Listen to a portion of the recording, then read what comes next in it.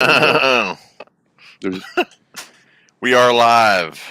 we I thought are it was live. automatic. Yeah, there's a timer. It said 6 seconds. Yeah, it was up. I just figured it was like automatic. Yep.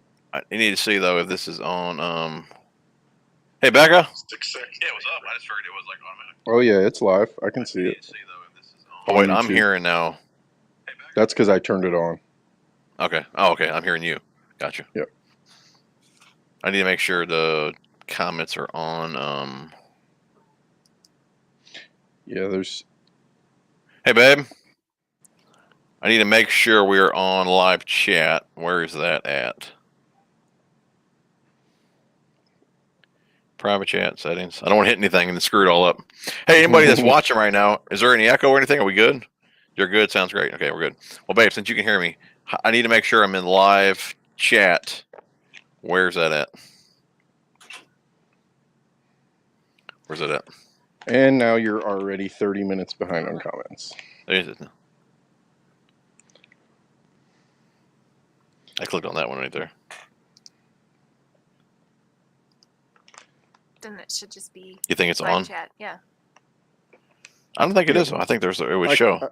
I can see chat on my phone. You can see some, but I don't know if it's You should see all of them. We see all of them. All right. Well, I guess we can. By chance you see something I don't, let me know. I always show one. All right. We are live. We did it. No echo, right? We are good, right? Echo. We are good. I think they're saying we're good. We are good. Harold's in the house. I want to try this real fast. I want to see if I can click on a comment. It works. Check that out. Oh, wow. Very cool. Dude's a stud. Now, I wonder if I hit it now. Guys, give me 1 minute here. We're just trying to play around with things, make sure this works.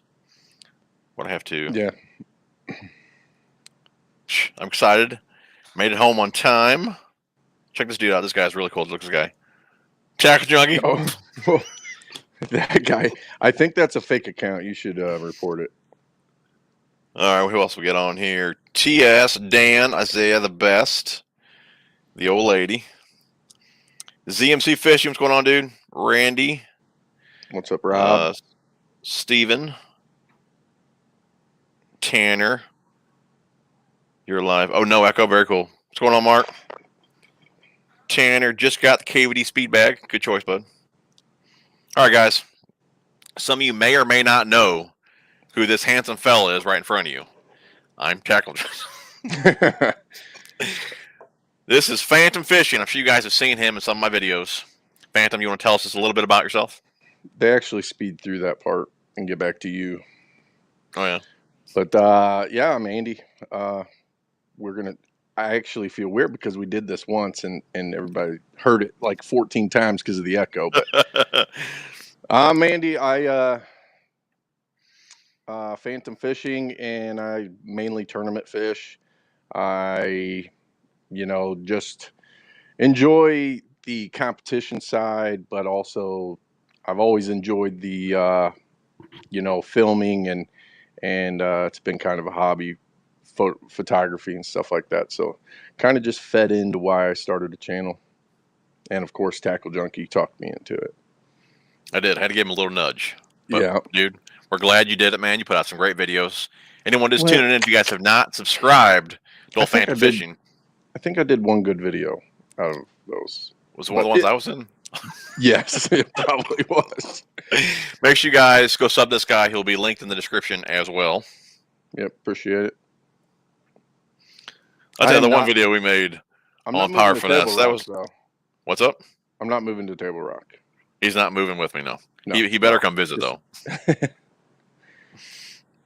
video we did make on Power Finesse was a great video, though. That was a long, long day, and I do owe you some a filming day. I owe you. Right. Tackle Junkie sat in the back of the boat, and I mean, you casted in those 8 hours like what 20 times, and then you sat back there and hung in with me trying to film me for that long just to produce a video. I was going by Tackle Junkie rules, where I had to catch like 17 fish before I could make a video. I don't know if you remember that when I think you were tying a knot, and I made a cast caught a fish. That's when I first got on the board. Remember coughing? Yeah. On Chatterbait. It's kind of like, you know, you get a bird's nest, you cast out, you messing with it, and you catch one. That was kind of similar. Oh, Joe says, how about this cold, rainy 45-mile-per-hour wind in Illinois? Yeah, no kidding, dude. It's been stupid today, man. Well, Andy, you've been out in it all day, right? Driving, right? Yep. Yeah, it was fun. There were so many accidents around St. Louis. Oh, A no couple of kidding. the highways were closed down. It was a mess. Man. Rob, what's going on, buddy? John in the house. Man, I like how you can click on the comments. And yeah, we're using StreamYard, which you guys should be able to see. We were using like what? I don't know, OBS before, and that was like a disaster. So this is working out really well. What's going on, John? Bob's throwing money at you already. What's up? Bob's throwing money at you. He's already in the contest. I tell you what, there should have been maybe that ain't on, because I thought she turned on donations where we'd see it. Gotcha. It might be delayed a little.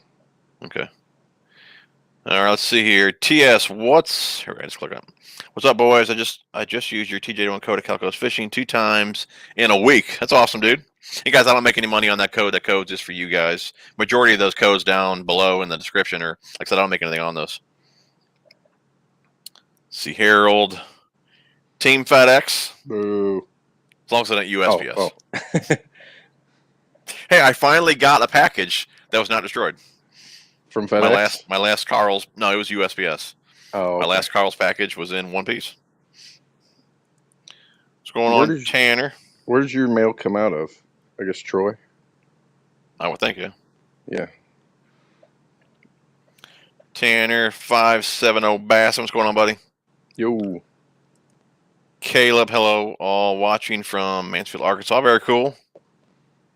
Arkansas. You ever fish in Arkansas, Jim? I have not. I fished in Missouri and Illinois. I don't get out much. Yeah. I don't get out much. Now, as far as tournament fishing goes, you guys know he's a tournament fisherman. Are you fishing tournaments this year? Or are you going to go boater, or are you still thinking about that? I'm gonna skip. I'm not gonna go do the BFL this year. I'm gonna put boater on hold. I'm gonna do some local stuff, you know, here, and possibly some little stuff, you know, some benefit tournaments or something like that. But mainly just, you know, the local Holiday Shores Lake, and Cool.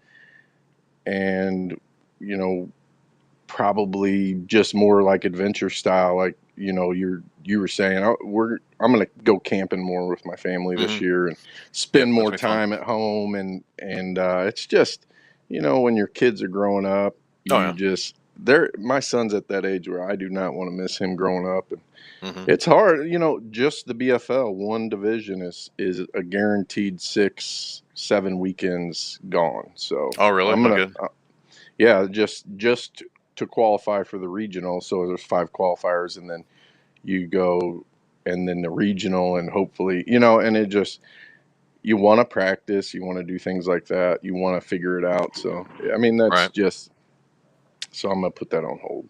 Gotcha. Makes sense though. Well, Tanner, when going live again with Debo, I tell you what, this Sunday going live with Debo and Bass Geek. That'll be on Bass Geek's channel, so keep a lookout for that. And there's Phantom Fishing's link there in the comments here. Well, Dan says, welcome, Phantom. Thank you, Bob's Dan. in the house. Hey, Bob. Let's see, where are we at?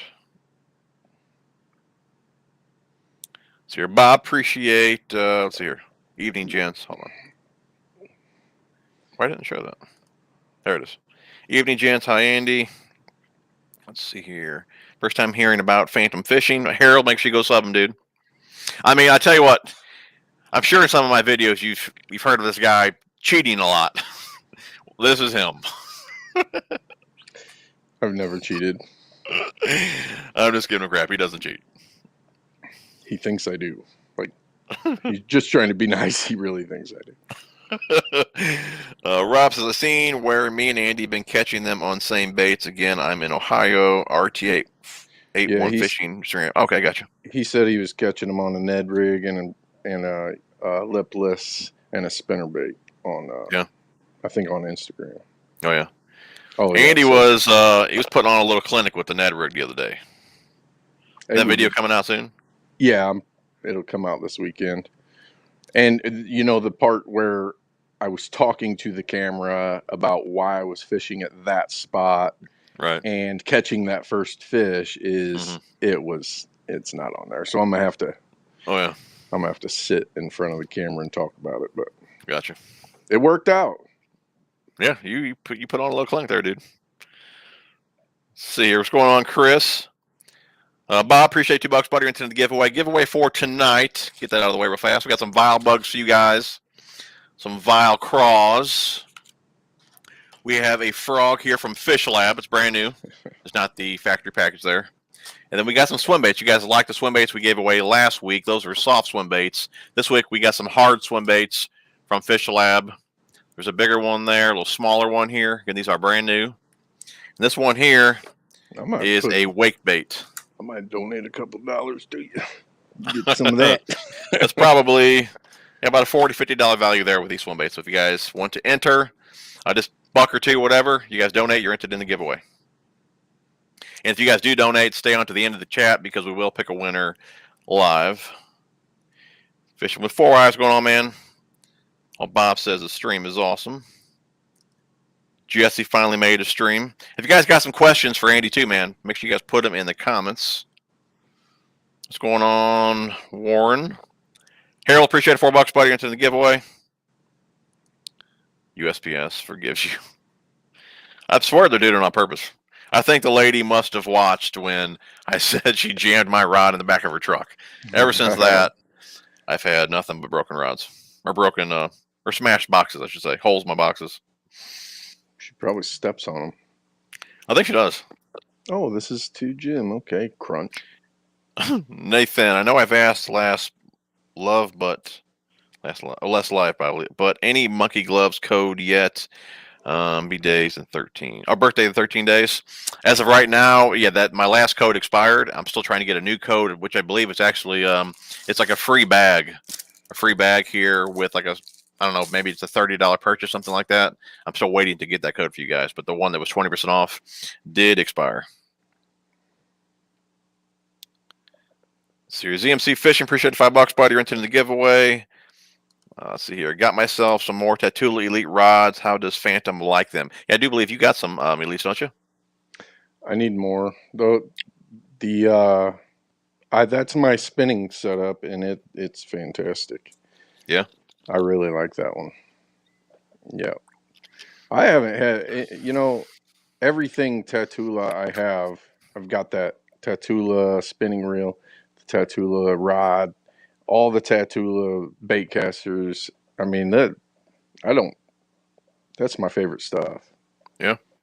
I do like the Kagi though. Is that the one I was messing with? Yeah. Yeah, that was very nice. That's a slick rod too. Yeah, it was light too, man. I liked it. Mm-hmm. Let's see here. Have you ever fished in Minnesota? I have not. Nope. Well, almost. No, I was up. So what is that? I was just in La Crosse for a BFL regional last year. So I guess kinda. Is that that's the border, right? Wisconsin and I have no idea. Minnesota up there. Could be. Close enough. We'll say he has. Yeah, it's. Harold says, you guys look like you're about to start playing some Bassmaster fishing game on your consoles. I'm telling you. And my son has like our good set of headphones, so now I'm using his cheap ones because he doesn't like them. Let me ask, I'm sure some of the viewers are curious too. All those crankbaits behind you, are those like, because I know you collect old lures. Are those all old lures? Are those newer lures that you use? You just grab off the wall? Like, what are we looking at there? Well, so those are, so I'm not like the tackle junkie. Like, you're still looking for that hook you lost in my boat 2 years ago. I will, through the year, I accumulate baits and crankbaits and spinnerbaits and everything because I just, like, I'll find something else I want to use, or the season changes or the pattern changes, and organization has been a flaw of mine. So I just went through and got all the loose baits that I could find, trying to get organized, and I hung them up there. Some of them are old.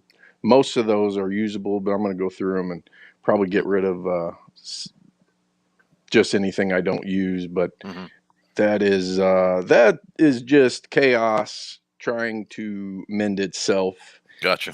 And then I'm about to, like on my channel, I just did that how I organize those worms, and there's more organization coming. I'm going to do some DIY stuff and build some stuff, and a lot of those will be utilized in boxes when I build that thing to hold them. Cool.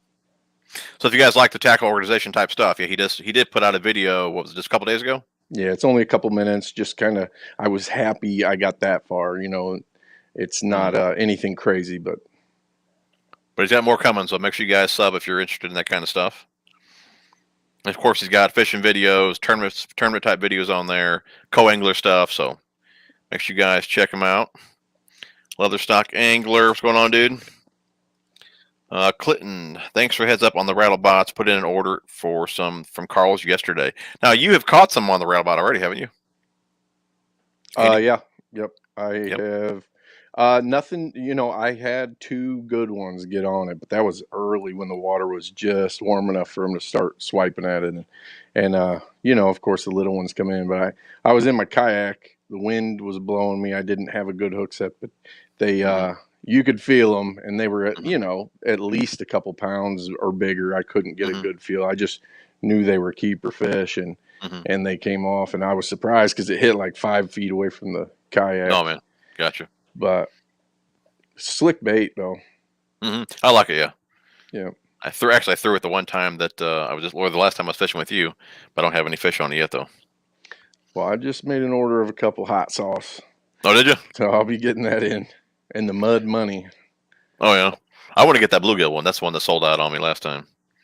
Gotcha. Let's see here. Joe says, what size belly weight hook for a 4-inch swim bait? I usually go with a 3-aught on a 4-inch. What do you think, Andy?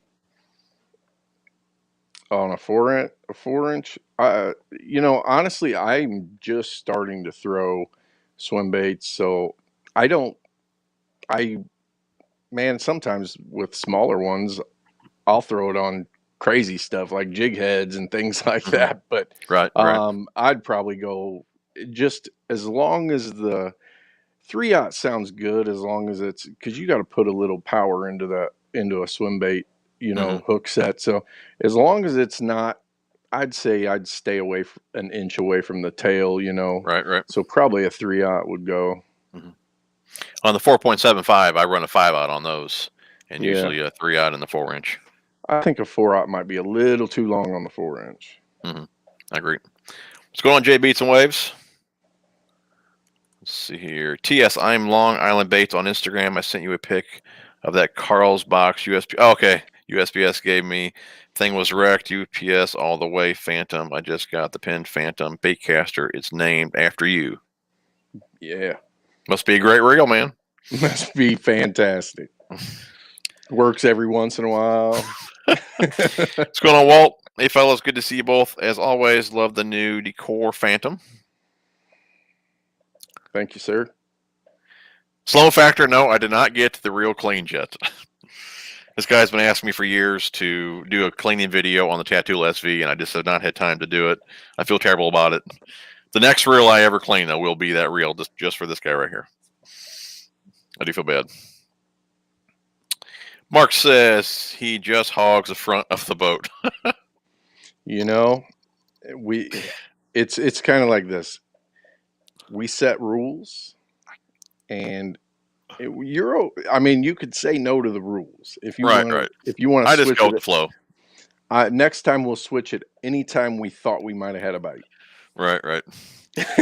Here's my thought on this. I think, be honest, front or rear or wherever I'm at, this dude's always going to outfish me because he's a tournament fisherman. I fish how I want to fish, and he makes the adjustments that he needs to just because that's what he's used to doing. That's how he has to catch fish in the tournaments, where I don't do that. If I want to crank all day, I'll crank all day, and if I don't catch any, I don't catch any. Where he'll make the adjustments to catch the fish, you know. And that is one thing when we were in Sichuan. Like, we were trying to use baits, and I was trying to use what I thought would work best. And Jim's back there cranking, and he's catching better fish, cranking. where we had just gone, and I'm just like, that cranking, or it's just that Jim. I don't know what's going on. I'm going to put you in the back of the boat in a tournament this year, and you'll get a little of the competition side of it. Yeah, it'd be fun, dude. I'm looking forward to it. Let's see here. Burley caught. Yeah, I did see that on Instagram. Burley caught a fatty on the Ned rig. See, Harold, hey, what jig head was that you were using, Mr. Tackle Junkie? And also, does Mr. Phantom use jig head? And if you do, what trailer do you use? I'm assuming you're talking about the underspin. That was just, I think I have one in here. That was the Picasso lures. It's just a jig head. And I buy the little blade attachments from them as well. So if I don't want the flash, I don't put the attachment on there. And if I do, I put it on there. And obviously, you have an underspin. But, yeah, those are just from Picasso. And let's see, you said, what trailer do you use? Yeah, I mean, I was just using the Exo Swims, or really any swim bait for the underspin. How about you, Andy? Oh, on an underspin? I think I threw one like 3 times. Oh, yeah. Not a big underspin guy. That's usually one of my go-to baits early spring. Yeah, and I just haven't got into that swim bait thing. Usually when it's cold, say, I'll try a jerkbait and stuff when it's below 50, but once it gets 50, I'm usually throwing a square bill along the rocks or a spinnerbait, just depending on if it's windy or sunny or whatever it is. It's hard to go away from it when they're biting it. So, oh, sure, man. I mean, I'm sure that underspin catches bigger fish at sometimes, though. Well, it didn't the other day. And well, that was that one, though, at the pond. I'm saying that was about 3 3/4 over there. Yeah. That was a good fish. Nathan from Naples, Florida. What's going on, man? Walt, appreciate $5, buddy. You're into the giveaway. And we do have 70 people on here. If you guys have not hit the thumbs up, please do so. I really do appreciate that. Listen to Walt. Hit the like button. Virgil, what's going on, buddy? Leather Stocking Angler. Appreciate $5. You're entered in the giveaway. Tom, 7 more days until I'm fishing Lake of Egypt, getting the A-rig ready. I'm sure you fished Egypt, haven't you, Andy? I have. I've fished a couple tournaments there. It's one of those lakes that it's you can pretty much find all different, especially now. But I mean, when I was there, usually it was muddy on one end, it was clear on the other. It was and it's a power plant lake, so it was usually different temperatures. But I didn't know much about it, but I found a couple things there that I liked. Speaking of power plant, with caffeine being shut down now, do you think they'll ever raise that horsepower limit out there?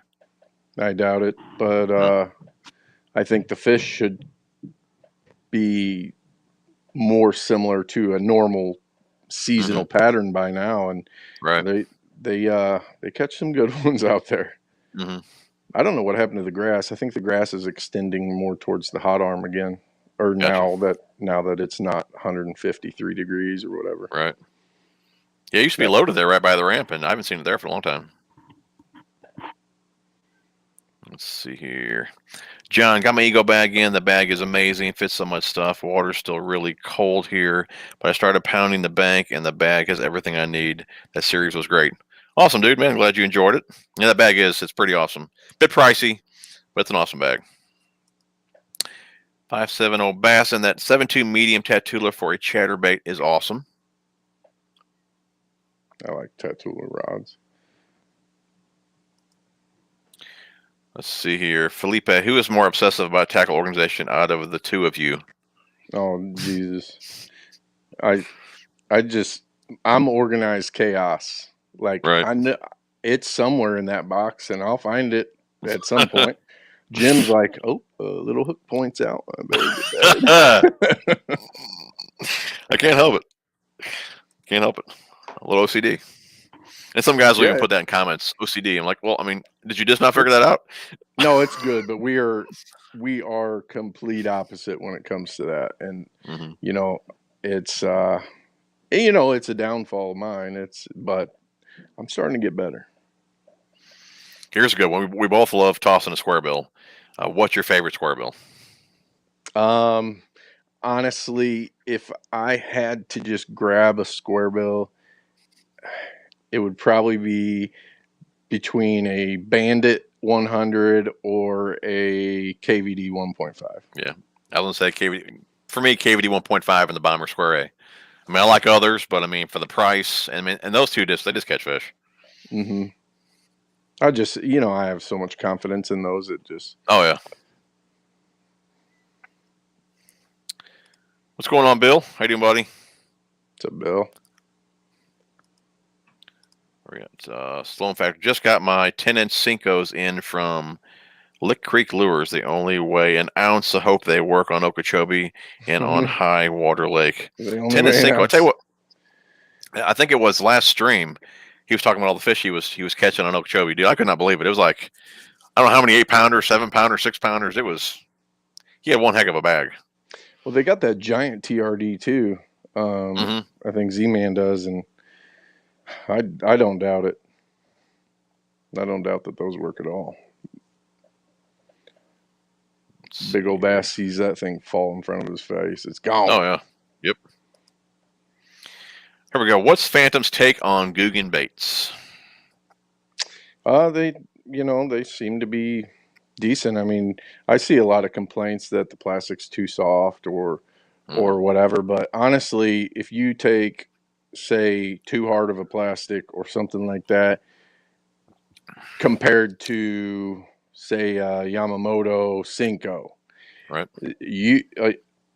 Those are really soft. And they get destroyed, and those are expensive baits. But the thing is you're going to lose a lot. Like, soft plastic acts different than hard plastic. So I think it's a good medium, and I haven't used a ton of them, but I think a softer plastic, honestly, I'd rather throw a bait 10 times and catch 3 fish than throw it 100 times and only get a couple bites because it's not doing what I want it to do. Gotcha. Right. Yeah, the softer bait have a bit more action too.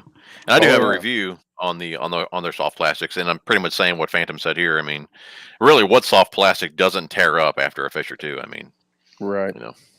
Some it just depends on how you're using it too, and how.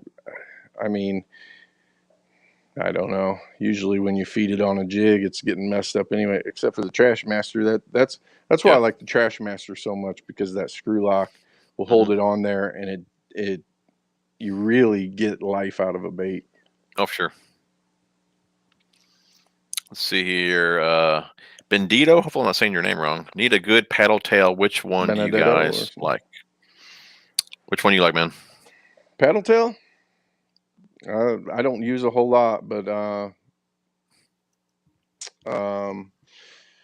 which one? What size? Like what are you? I would say it's probably 4 to 5 inches in general. What paddle tail you like? I mean, I'm not super specific. I like the Exo Swim, and but if it's going to be as a trailer or a smaller one, I like what Kitech has, and I like. There's a couple other ones that I don't really know, but I kind of veered away from the trailers. But that's really when I would use them, as for a trailer. Before I went up to lacrosse and saw what kind of damage a paddle tail swim bait would do. Oh yeah, right. I had to watch it all day for 9 hours. Oh man, behind a guy smashing them. Really? That's cool. Paddle tail for me would be the Exo Swim, Kitech, and I really like the Jackall Rhythm Wave. That's probably my top 3. You can't go. Yeah, I mean, there's a Swimalicious and like that kind of stuff. Who's that? Strike King puts that out. Those are the. Yeah, I think so. Yeah. The Shadowlicious. Shadowlicious. Yeah. That name just makes you want to throw that. Let's see here. Michael, Evening Tackle Junkie, another good live stream. Appreciate it, buddy. Caleb Phantom, any advice on someone wanting to get into co-angling? Good question. Yes, sir, Caleb. I have a bunch of videos on it. Anywhere from how you enter. Now, I haven't done a whole lot of videos since it's transitioning to the Big 5, which is MLF or whatever. But I do a lot of BFL. And so I've got a ton of videos. I've got a whole playlist of co-angler stuff that can help you. But if not, shoot me a message and you can ask specific questions. I'm going to put another updated video soon just kind of talking about what I learned and how all the years of co-angling I kind of mended into what I would do if I did another co-angling tournament. So very cool. And like I said, guys, I'll have him linked down in the description. We got about 90 people on here. If you guys have not hit the thumbs up, please do that. Really do appreciate that. What is your favorite jerkbait? go ahead, bud. Mine's going to be, I mean, I love the Megabass stuff, but I'm going to say fishing for as shallow as I do, and I'm not really a big jerkbait guy anyways, but I'm going to say the Demiki Slim Jack, just because it only goes like a foot or two. That would be my go-to jerkbait. Yeah, honestly, I don't throw it enough. That's one bait I would like to use, but like I said, once I can get on a crankbait or a spinnerbait bite, I'm kind of moving away from that. And a lot of times here, the spring, that water's really nice and clean until the tournament comes, and then it's dirty because it rains. So usually I'm leading away from that. Now I have gotten little lucky in the summertime throwing a jerkbait, and it's I think one of the cluns and but I never got Shark. Yeah, and then no, I don't remember what they were. That was back in the 10 years ago that I bought those. But then I've got a couple Megabass, so I'll toss those if I'm gonna throw a jerkbait. If I'm throwing a jerkbait, it's because I can't get them to bite something else. Right, gotcha. Austin, appreciate $5, buddy. You're into the giveaway. Anyone just tuning in, giveaway tonight. We got some Vile Crawls and Vile Bugs for you guys. 2 packs there. This is a frog from Fish Lab. It's brand new, just not in the stock package there. And then we got some swim baits. You guys were digging the soft swim baits last week, so we got some hard ones again from Fish Lab. There's 2 of them in here. Smaller one there in the back, again brand new, and then the bigger one here as well. But it's a wake bait.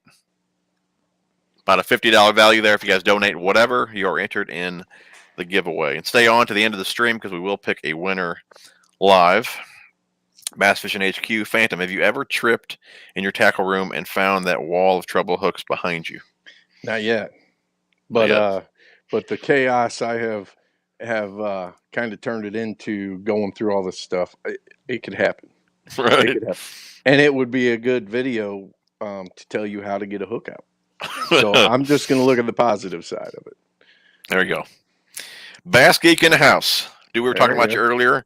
I will be live with Bass Geek and Debo this Sunday over at Bass Geek's channel. Again, we'll link him down below as well. Make sure you guys check him out. The DT10 is my favorite squarebill. He fishes some deep, clear water. He's just 2 foot rip rap DT10. Yep. Just digging. Well, he don't fish anything shallow though. He's got some deep, clear water. That's awesome. I'm surprised you didn't say a DT16. Let's see here, Mark Phantom. So, did you get your tackle room organized? Not really. I'm working on another area, like the garage area. So, that's where I'm going to keep a lot of my stuff, kind of by the boat. I might do a couple videos in my boat once I get it all organized. The tackle room right now is kind of just where I do some videos and stuff, but it's the tackles, I think, moving outside. Gotcha. So the walls, I got stuff on the wall. That's about it. That's good though. Good background. I like it. I'll do a video of the kind of the call it the bait video room, studio, whatever it is, and there you go. And then so. See here, MD Bass and those Megabass S cranks are sweet but pricey. To be honest, I actually just got a couple more of those in the 1.2 size. But I mean, it's a good square bill. But I think I'm not saying it's overrated, but I guess they what do you call that? They're saying how it hunts on its own. Where I never really got that from that square bill. Obviously, if you're deflecting off rock or whatever, it hunts. But just a steady retrieve, I mean, I didn't see it. So for what they're saying it does, I mean, for me, it ain't there. Great square bill. Again, like I said, I just bought more. I still buy them, but I don't believe it really does what they say it does. You use those, Andy? I think I have one, and then I have one that Trey painted up from TH Customs, but Similar style.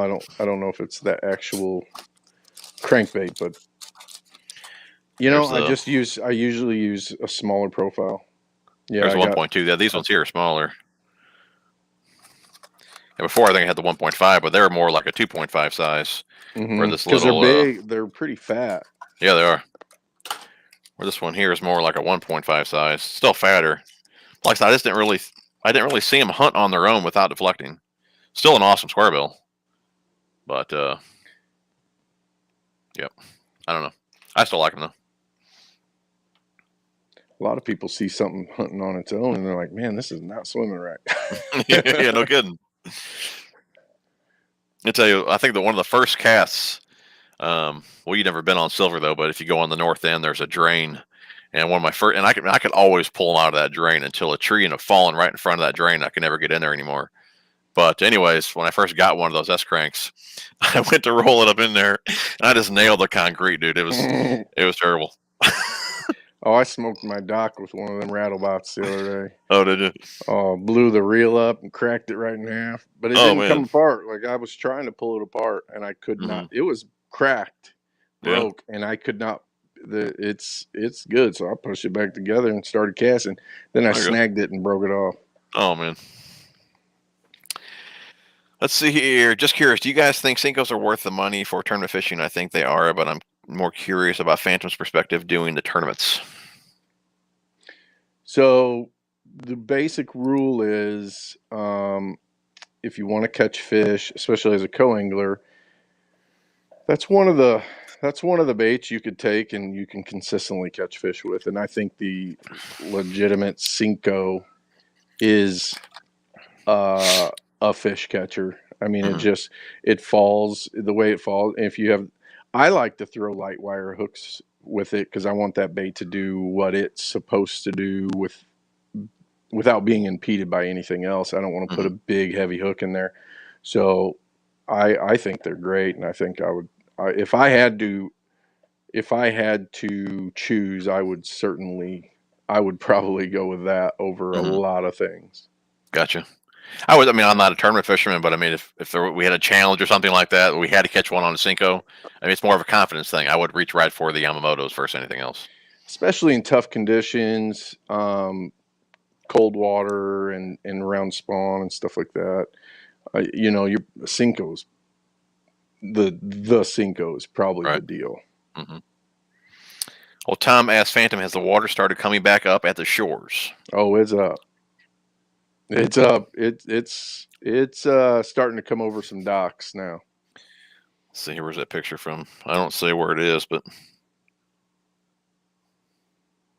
here's one of the lakes I fish. If you guys can see that or not, you can see the docks. You guys can see that there. So the lake's definitely up a few foot. Yeah, we're lucky we didn't get all the rain they got down in Tennessee or Alabama where the no kidding, they got more. They had to cancel today, like because we were in that fantasy fishing, but it came up a lot. They evacuated the campground. It was up into the campground, so all the elites got booted out of the campground. That's a whole lot of water. Richard, what's going on, buddy? See, Michael's in the house. Let's see here. Mike, hey, Andy, are you using the Psycho Gill in tournaments? I've thrown it a couple times, but I'm gonna do more of the Tuesday night big bass out here, and that's one of the baits. But so, Jim, when would you throw a wake bait over a swim bait? Like a paddle tail swim bait? No, hard body, because I got that Psycho Gill, and it's a big wake bait. Okay, okay. So something similar to. But okay, so say something similar to that. Well, like, okay. You got that paint job on it, right? Is that the one? This is the bull gill. And then I got that Psycho Gill that was custom painted with. Okay, I remember that one now. The wake one. When do I choose? When do you throw a wake bait? I throw a wake bait. I say when they're really not committing to top water is when I'd pull away. I'm not really just a big wake bait guy, but it seems like if they're slapping in a top water a lot, if I'm not getting them, then I'll go to a wake bait. Yep. But to me, there's never really like a wake bait time where I'm just going to go to a wake bait. I always go to a walking bait or a pop or something like that, or I'm cranking a square bill if we're talking hard baits. And again, if they're not committing to the top water, then I'll go to the wake bait. I mean, right. I think it's usually Saturday mornings. When the wake bait's better. Oh, Saturday mornings. There you go. I was like, what are you talking about? Bill says you two need to go ahead. Keep going. Bill says you two need to do more fishing videos together this year. It's always a blast watching you guys have fun on the water. It's definitely a pleasure fishing with the old Phantom Fishing. Yep, I need some lunch. We need to get Watts out there. Yeah. Let's see here. Outdoors Geek, what is the best finesse swim jig on the market? Finesse swim jig. Trying to think something with a light wire hook. The only one I can think of off the top of my head would be Dirty Jigs. I used to buy those a lot. They got the undercut skirt on them, and they got a fine wire hook. Majority of the other swim jigs I have, I'm going to say, have a pretty beefy hook on them. What do you think, dude? I'm going to look at this one real quick. Okay.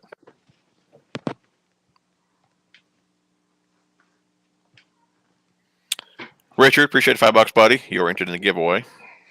So this is one. Yeah, it's got a big old hook. Which one's that? It seemed like I thought it was a little smaller, but this is that GT swim jig. Oh, okay, yeah, I got some of those too. And they look pretty cool. I'm gonna try that out. But I don't know. Swim jig, I don't throw a lot of finesse. Like with I'm throwing a swim jig, I just think it's, and I probably shouldn't, but it's automatically in my brain that it's gonna be. I'm fishing more power, bigger, right? And so I usually tend to slide to the bigger side. Really, I mean, it was years ago when I was buying those Dirty Jigs, the actual finesse ones, and like I said, I ended up selling those a long time ago. And pretty much every one that I have now is just a standard wire. If I'm wanting something that a smaller profile, I'll undercut the skirt myself and still have that beefier hook on there. Yeah, but yeah, I really don't buy like finesse ones anymore. Anthony, do you keep a folding knife in your tackle box? And if so, what is it? I do not. No, usually just have some clippers. Let's see here. What is your favorite chatterbait? I'm not going to say what everyone else says. Okay, so I wasn't a big chatterbait guy. I was basically the basic spinnerbait, pop R, bandit crankbait, and a shaky head. So, but I started throwing some, and I had some big bite bait ones, and I started liking them, and then I like the Z-Mans, but I won more money in tournaments in the BFL on the Z-Man, and so I'd have to go with. What's that? You talking jackhammer? Yeah, jackhammer did it for me last year, and I just, it's one of those things where if I have a couple, I'm not bringing a lot of it. So I'm just bringing a couple, and it's probably going to be the jackhammer or just original one. I think the original one vibrates harder a little bit. I agree. I agree with that. And faster. I do agree. But I think the jackhammer's just tuned a little better, and it's. But that Yoda worm, I think, is the sure. deal. Right. I think that's the deal. Now let me ask you, since you said jackhammer, I have to ask you, have you used the shock blade? I've never used it. And I think that's what it is, because I've been fishing the shock blade for years. So when I started fishing the jackhammer, it's like it wasn't like a huge deal to me. I think because I'm already used to a really well-built chatterbait. It starts up really fast. I think it's kind of a deal with jackhammer as well. It starts up immediately. It's built really well, and so are the Picassos. So, like I said, it just wasn't really a huge thing for me. I mean, they say the jackhammer hunts, which to me, I think it's just more speed sensitive. You know what I mean? If you reel too fast, it's blowing out. So I just really wasn't crazy about that, where I can burn the shock blade as fast as I want, and they don't blow out like that. So, I mean, they're still great, but I mean, I just prefer the shock blades over the jackhammers. Yeah, well, we'll just have to throw it side by side and see how that would be a good test. I throw one, you throw the other. That would be cool. You can even be in the front of the boat. I was saying, but if you're hogging in front of the boat, I'm screwed. Okay, you get the front of the boat, I get the jackhammer, and we'll see what happens. Let's do it. We really should do that. That'd be cool. Yeah. Well, Sloan Factor says the Big Easy is a good paddle tail. I hear a lot of guys using those down in Florida. I wonder how far behind we are. See here, Michael says, Phantom, did you quit the kayak fishing? I know years back you kind of started playing around with kayak fishing. I didn't quit. I just didn't kind of progress. I had a little boat in the back, and it was almost easier sometimes to just jump in with the trolling motor and get to where I wanted to go and fish for 30 minutes after work and then come back in. But I sold it. So now the only thing I have back behind my house is the kayak. So I have been fishing a couple times recently in the kayak, and man, you got to get used to that wind again and all that. But I've kicked around the idea of kayak tournaments and upgrading and getting the whole deal, like knowing what temperature the water is. Gotcha. I honestly, most of the time I'm fishing is if I know the temperature of the water, that's great, because I don't go deep enough to really need like things like live scope and stuff like that where I'm at. Let's see here. What's up, TJ and Phantom? What's going on, Angel? Hey, babe. I know you we got about 90 people on here. Did you want to come down here and talk about your channel? That's something you wanted to do, I know. Bob says, what's up? Where were we at?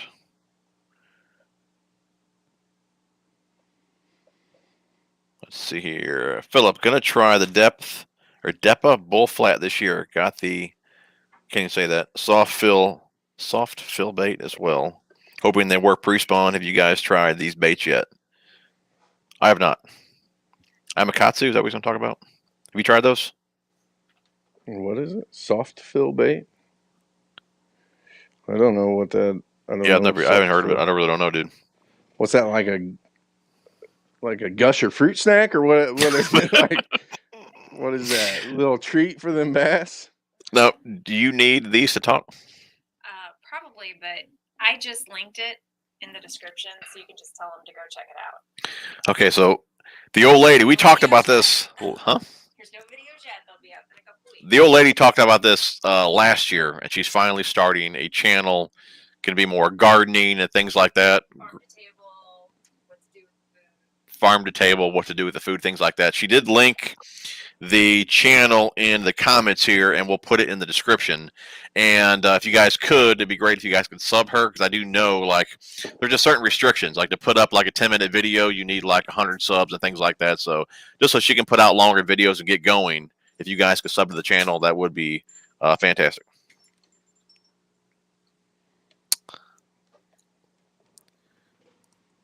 That's right, guys. Bass Geek Sunday. Bass Geek Debo and myself over there on Bass Geek's channel.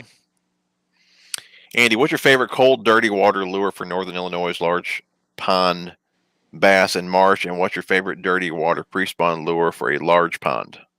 Whew. Cold, dirty water is the worst. Yeah, just go home. It's one of the hardest things to fish. What is your favorite cold, dirty water lure? I'm going to say if it's like 50 degrees and dropping, like if we're heading into wintertime, just go home. But if it's like 50 degrees and rising, spawn lures for largemouth. 50 degrees and rising, I'd probably go spinnerbait. Yeah. I would throw a big bladed spinnerbait if it, and I tend to throw a willow blade a lot, regardless of what color the water is, and I just like that. But If it's cold and dirty, I think you should throw probably a big profile, plastic or a jig with some scent and some sound, and get it right next to cover, or the right next to bank. And I think they're gonna, most of those fish are, I don't know, just I like rocks in cold Mhm. water, so I'm gonna target rocks first because they heat up and they hold that heat, Mhm. and then I don't know what, maybe metal posts. So Mhm. anything anywhere I Smaller find like, ponds though may not have rock or docks or anything. They just might just be, it's like what's over there at when we go to my grandma's over there. It just might just be just a basically a fish bowl. You know what I mean? then honestly, then a rattle trap might be what you want to throw, just because you can cast it and reel it and cast it, and a lot of times you might have to cast by something like 4 or 5, 6 times, but Mhm. it that reaction strike is Mhm. pretty decent when it comes to that cold, dirty water. I mean, Mhm. I quick story. I went deer hunting in southern Missouri, and they had a cow pond, and it was mud. It was chocolate milk, and I was young. I was 14, 15, and all I had was a rattle trap, and I went out there. I bet I threw that thing 60 times, and all of a sudden, I mean, this is chocolate milk. All of a sudden, it was just whack, and I'm like startled, because they're saying there's not even fish in there. They had thrown a Right. couple in there before, and I had like a 3 or 4 pounder come up to the bank and get off. I ran up there, telling them I had a bass. Not one person believed me because they thought they were all gone. Like they Right. threw a Right. couple bass in there, but Mhm. they even if they can't see it, they'll still eat it. Mhm. It's kind of funny. It was, gosh, it could have been 7, 8 years ago, fishing the lake that I normally fish, the one you always pass all the time. And like I said, it's always pretty muddy, especially on the north end. And I got a video, and I don't know why I put so many casts in there, but I guess just showing this. I don't know how many casts I'd made. It could have been 20, 30 casts, right to a point where one should have been there. And like I said, finally, I ended up hooking up with a fish, but she just tail slapped it. It was a 5 pounder. Like I said, I got that on video. But I mean, I just continually cast it at that point. Mm-hmm. And like I said, she was there and just smacking it. She really didn't even want it, but I guess she got aggravated enough or whatever the case may be. Hooked her in the Yeah. tail, got her in. But like I said, those fish, I would really love to know how many fish we actually pass up that are there. We just didn't cast enough to aggravate them into biting or whatever the case may be. Yeah. It's something we'll never know, Right.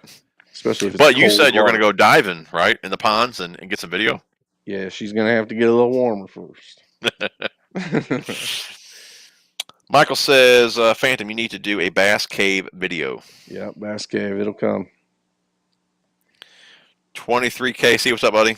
What's up? Todd Bomber Square A or 13 fishing scamp. Thoughts? Well, you fished the scamp, haven't you? I've only Yeah, found that a couple times. I like it. It has a really unique rattle, and Mm-hmm. certain times I thought it would do well. It didn't, but then other times it did really well. So I Mm-hmm. really like the rattle. I like it. I broke only one bill off of one of them, and I Mm-hmm. threw them quite a bit. So I Mm-hmm. think they're pretty good. Square A, I don't. I've been fishing Square A for years. I mean, if you guys have been around the channel for any amount of time, I mean, it's like one of my go-to square bills. I mean, it's like $4 from Bomber. I don't know if there's a better crankbait. I mean, for that price, I mean, for $4, I mean, pretty much all of my big fish that I've caught have been on that bait. So it's one heck of a bait. The hardware on it's not that great.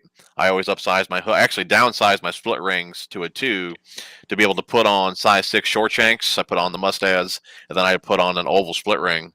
But other than that, man, that bait it's ready to go, and it's a fish catcher, dude. It's like a one knocker rattle to it.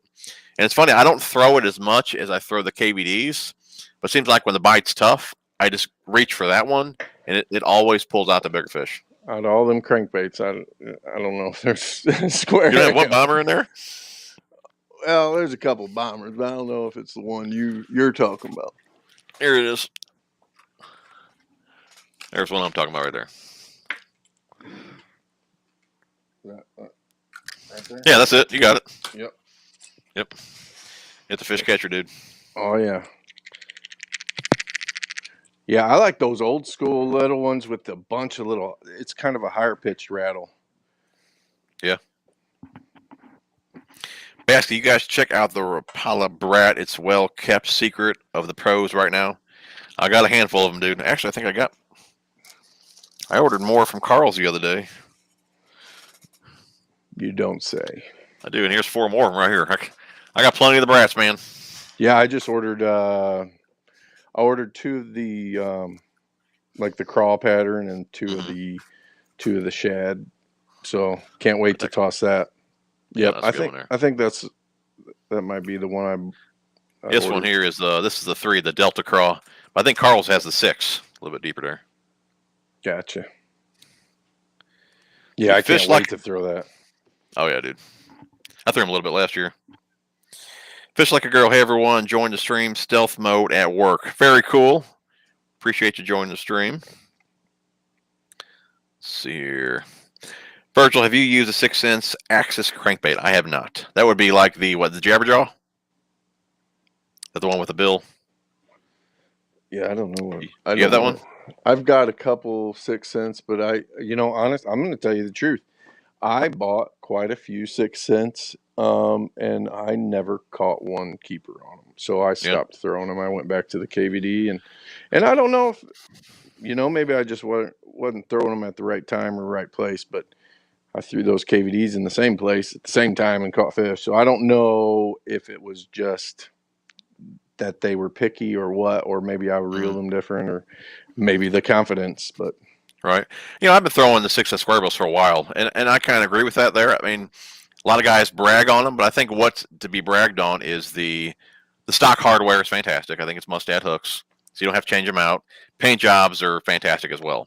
And I think that's what really catches the guys, I think. But yeah, I don't believe they work any better than a Bomber or KVD 1.5 or whatever. I think you're just paying for that fancy paint job, Yeah, they look great, and Milliken does a great job promoting those, and they are pretty cool looking. But I haven't had any success on them, so I'm always, and especially if I'm fishing a tournament, I'm not going to mess around. I'm just going to throw whatever I think's going to catch a fish. So.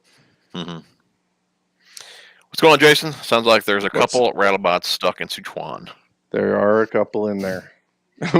If you find one that's cracked in half but still good to go, she's probably not going to rattle very good. Let's see here. Michael, you guys need to do a fishing video again. The last time was a good content. We'll be doing another one real soon here, I hope. We were trying. Yeah. We were trying. If I could have caught some fish, it would have worked out good. But.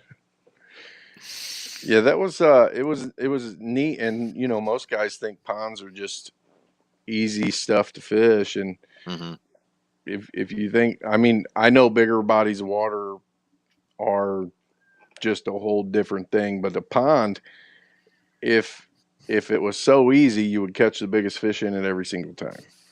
And I'd invite anyone to go to every pond that I've ever gone to, and odds are you're not going to catch the biggest fish in there, because it's smaller, but still, that fish sees more baits come by his face and all that. And so, but I was happy to figure something out at that pond, and it was kind of like, we actually, ponds you don't think of a pattern at a pond like, the way that was. So it was fun.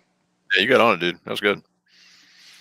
ZMC fishing on the Cinco thing. I'm doing kayak tournaments this year, so I'm trying to use the best I can and do my research for the lakes I'm fishing to pinpoint what to throw and where at.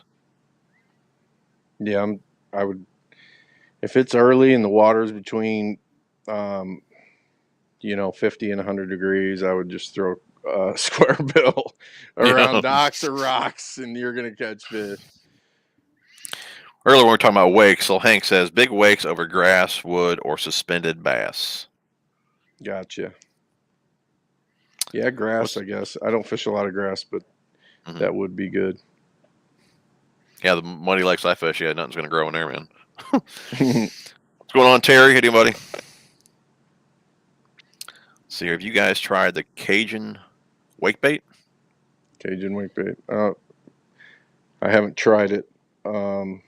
I don't even know what it looks like, but yeah, I don't have one. It kind of makes me think I have one somewhere in the package. Oh, I think they're answering. Oh, the striking that. Yeah, I think he's answering crankbaits. Okay, what are we giving away, Al? We're giving away a couple packs of the Biospawn, Biobug, Biocraw. Then we got the Fish Lab Frog there. It's Hollow Frog. It's a new one there. It's not in the stock package. Then we got some swim baits. These are hard swim baits. Last week we gave away soft ones. These are from Fish Lab. 2 different sizes in there. Smaller one, bigger one. And then we got a bigger wake bait here. Again, from Fish Lab, about a $50 value. If you guys donate whatever, you're entered in the giveaway. See here, Ken, have you used the 6-inch swim jigs yet? They have a beefy braid verse too. I guess a beefy braid hook. You use those? I haven't used them. I use it a few times. I'm a big fan of the Picasso stuff. They got the screw keeper on there to keep your plastics on, but I really don't have a huge issue with the plastics coming off on the other ones. Mm-hmm.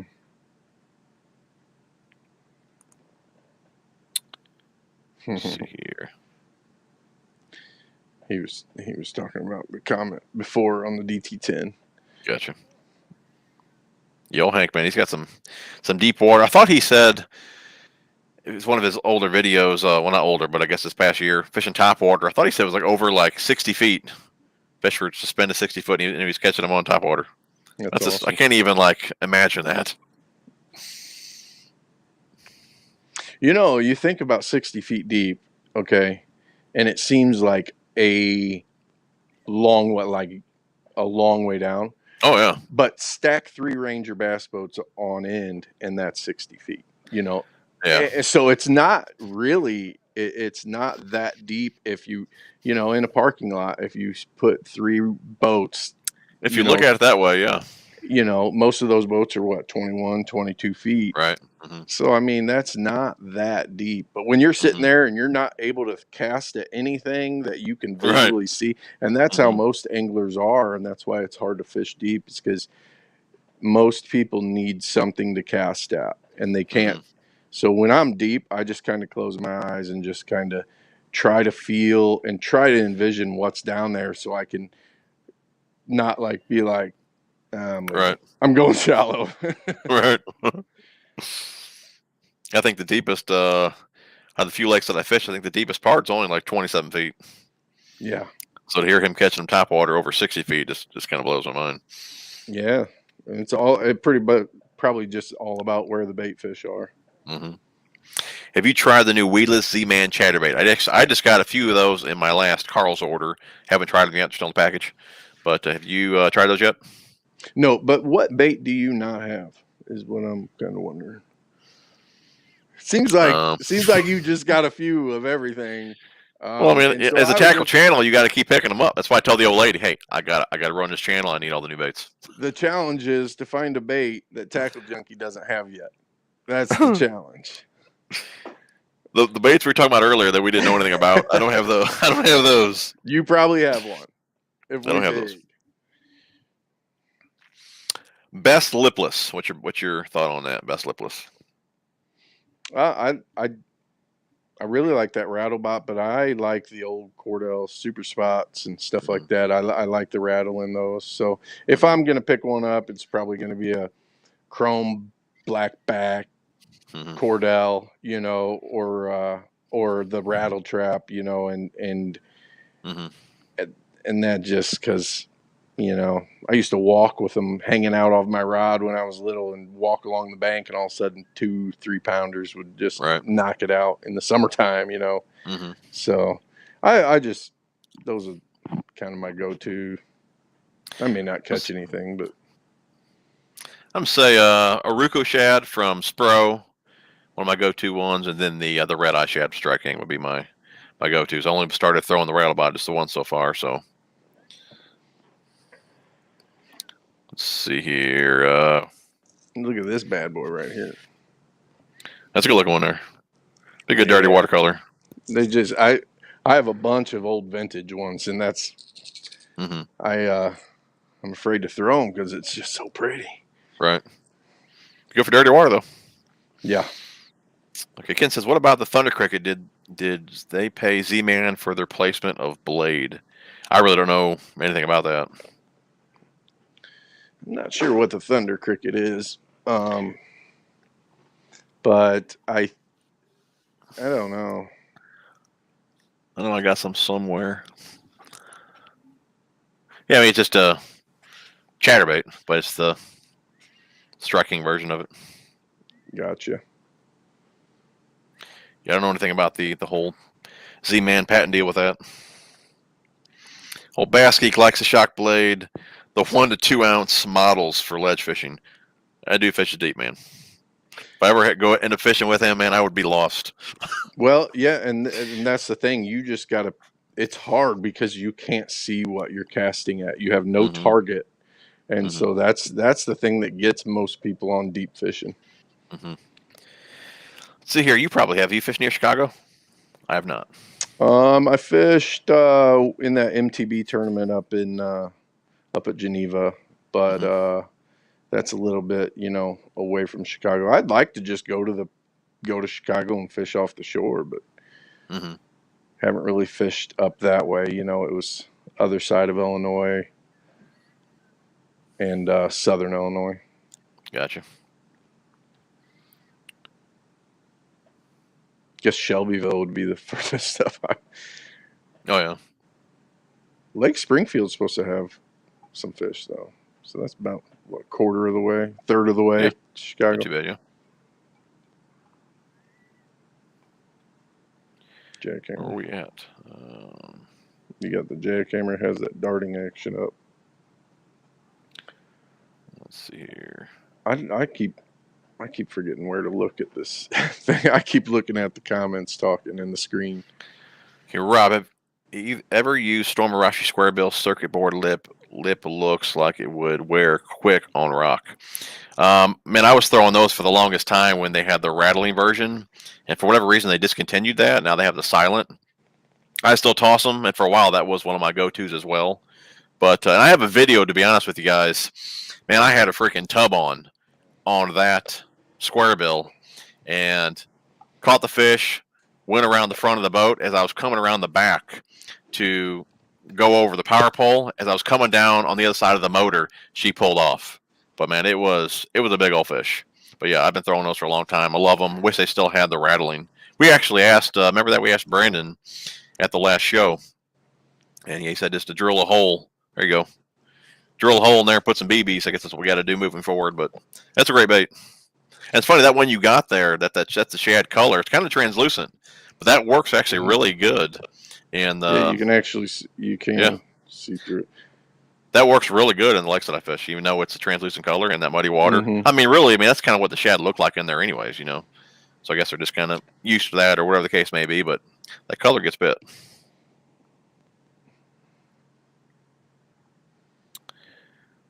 Let's see here. Do you guys bottom bug at all?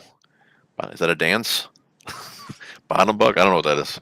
To me, that would be so on Shelbyville. A lot of times in the summertime, one of the real good bites these guys will get on is they'll get on a point or something with a lot of stumps and stuff, and they'll take like a biffle bug or something on a wobble head and just crank it while it's you're not stopping, but you're just contacting the bottom, and it's a different bite because you got to get used to that bite. But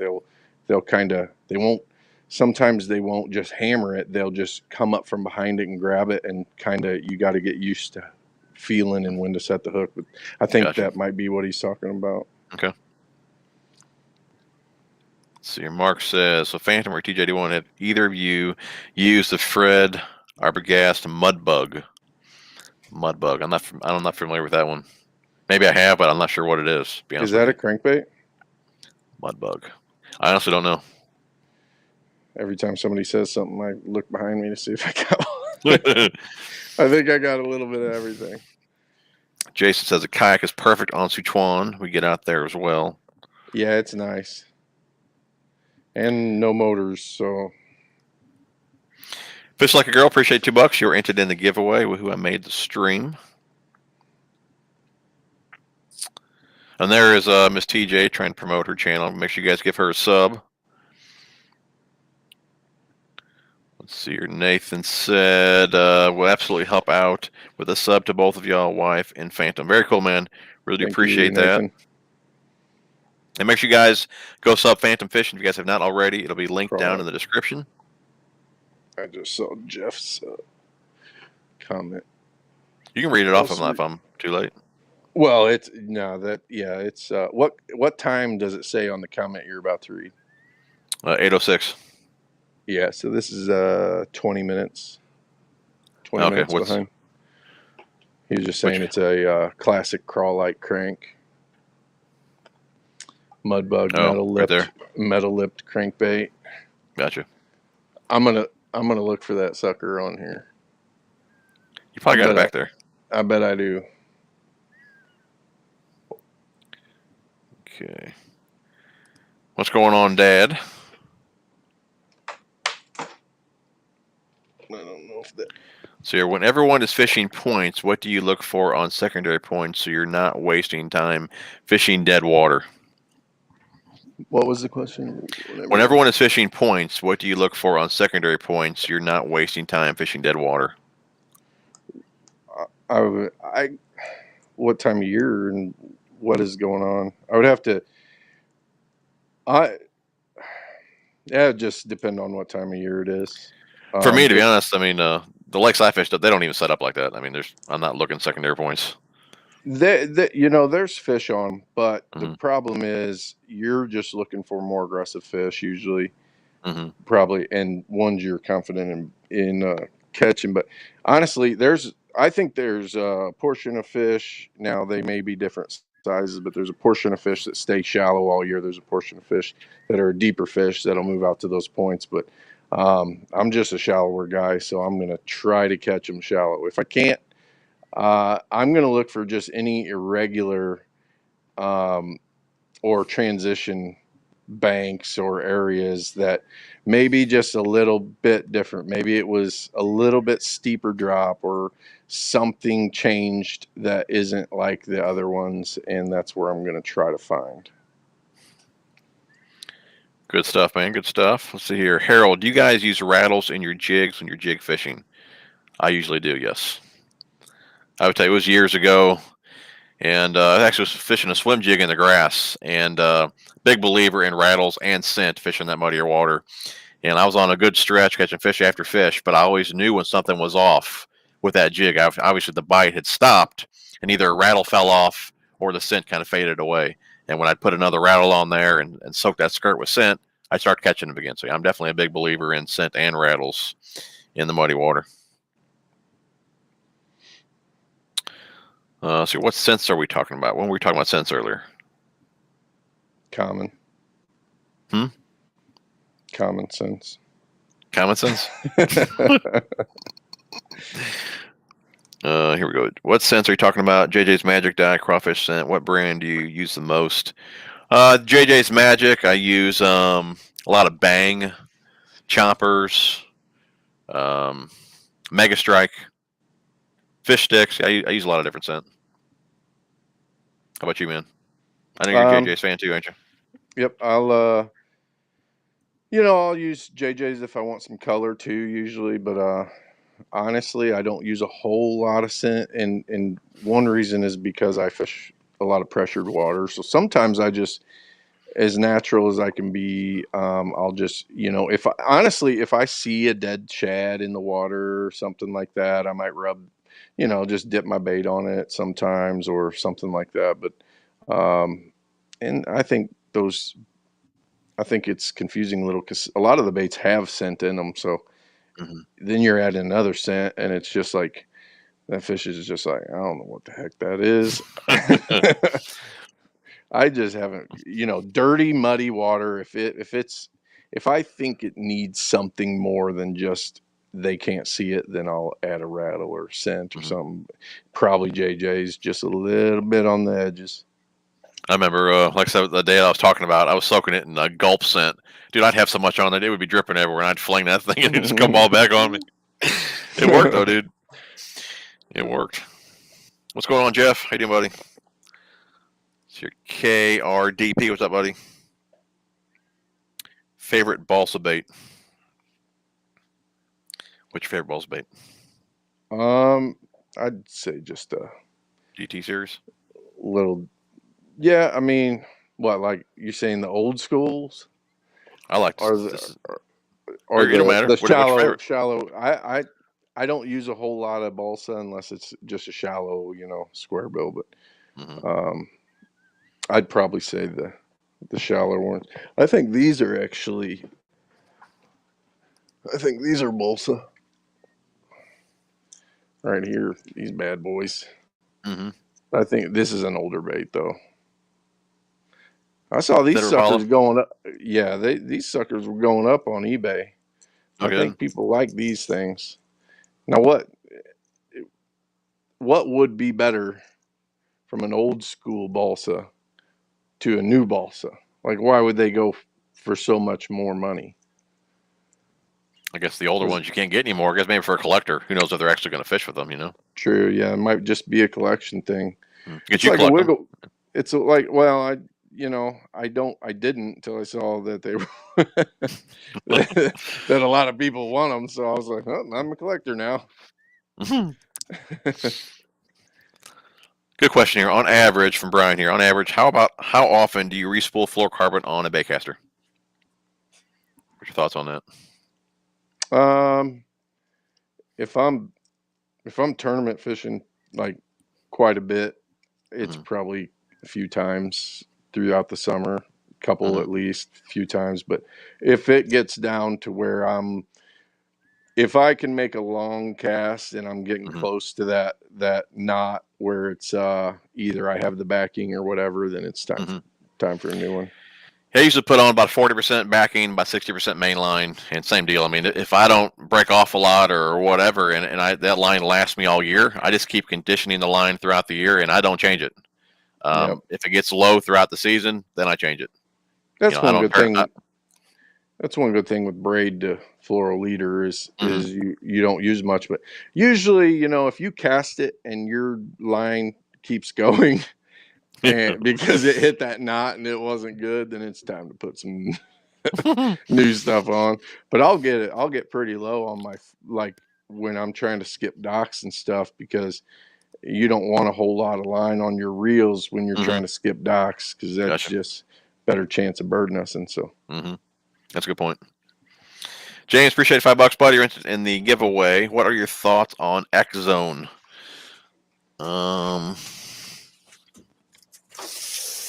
I haven't used them much, but get us out of here. Here is a box full of them that I just recently ordered. And I'll be doing a video on that here recently, or soon. But like I said, I ordered those recently, about maybe a week or two ago. Ordered a bunch of those and a bunch of grande bass. I'm going to be using that stuff this year as well.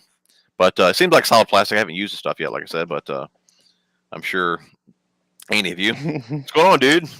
I haven't used a lot, just some of the finesse stuff. Cool. Let's see. You done playing Fortnite or what? Yeah. Oh, okay. Did your dad? Did he steal your headset?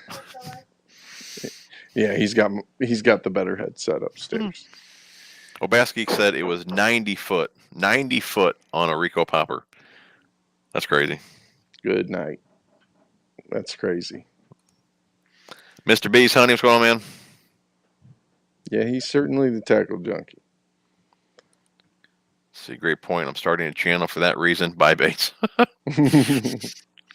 Going here, the Max Scent General's worth it. I haven't really noticed a whole lot of difference between those and others. I mean, the scent's pretty strong compared to like power bait or whatever, but I haven't really noticed them catch more fish than other Cincos. Have you used the Max Scent stuff? I bought some like trickworm style, and I don't know. It was something about it almost looked like the plastic was just different to me, and I just didn't like the look of it. But I'm sure it's just me, and that doesn't matter what I like. It's what the fish like. Right. But I use them. It is different. Times. It's more muted colors too. Yeah. I was used to using a trickworm, and so a Zoom trickworm. So I was like, it just doesn't. It's not it. You know, sometimes you get so confident in one thing that you don't want to branch off. Tom says, I'm going to guess he doesn't have any Savage Gear 7-inch 3D trout swim baits. He would be correct. He would be correct. I have not fished the fish head. Tom's the winner. He is the winner. I have not fished the fish head Primal Vibe. Have you fished that one? Nope. I have not fished that one. Man, you're behind the times. Let's see here. Dan, so many baits, I wouldn't know what to start with. That is a whole lot of crankbaits back there, dude. I think he's talking about yours. But anyway. I think either. Oh, yeah. I was going to say, if I was at your house, I would grab the green pumpkin Vile Crawl or Vile Bug. I'd go with the Vile Bug and just start tossing it. Mm-hmm. That's a good one. I am going to pay your son to bring me bait every once in a while from your wall. Leatherstock angler. I fished Lake Norman in September, and that is a totally different, deep and sandy bottom. You know, I did have him move around some stuff on your wall, and you still haven't found it yet. So just so you know, he knows better. He wouldn't do that. Well, you think? You think? He would not do that. Well, depends on how much is paid Let's him. see, where are we? I lost my spot. Let's see here. You were at Fish Lake Norman, and okay, I got you. Let's see here. He says generals are worth every penny. Have to check them out. Yes, Mudbug, metal lipped crankbait, old school bait. You don't have one of those, dude? Oh, I'm sure I do. It kind of looked like a bomb. Doesn't that look like the? Man, what is that other bait? The bomber, some bomber bait. Metal lipped? I don't know. Yeah, I think it's that. It looks just like that bomber thing. That bomber thing. Yeah. I'm not real sure which one that is. It's kind of similar to this, but it's not. It's kind of like this type of bait, but it's more of a crawl or whatever, or a bug or whatever. I finally made it out in the kayak first time in 21. Got skunked. Too much rain here in southern Missouri. I don't think the rain stopped here today, did it? I think it rained the entire day.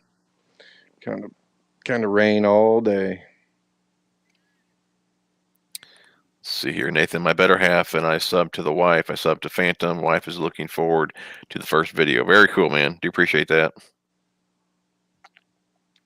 Hey, guys, if you're just tuning in here, we still got 90 people on here, an hour and 20 minutes. That's fantastic. If you guys have not hit the thumbs up yet, please do so. And like I said, make sure you guys check out Phantom Fishing and my wife's channel, which is linked down below as well. There's no videos on hers yet, but it's going to be a gardening type channel. Let's see here. ZMC Fishing, favorite FC to use. Personally, I'm using a lot of Sunline Assassin, or favorite fluorocarbon to use. Personally, I'm using a lot of Sunline Assassin and Sniper this year. Also trying some FX2 for frogs and flipping. I mainly use the Invisex fluorocarbon. That'd be my main one that I use. And to be honest, the FX2 braid is my go-to braid. I like the Sunline braid for sure. How about you, Andy? I'm an Invisex guy. Yep. But I've had some Sniper before, and you know, I just had one spool of it, and I broke one off, and so I stopped using it. But I broke plenty off with Invisex too, so I can't say it's any better. I just have a lot of confidence in the Invisex. Yep, I hear you. Yeah, you know how Invisex used to be spooled, like the even line lay on there? They don't do that anymore. I don't know if you've gotten any of their newer spools, but that was the reason when I first bought Sniper.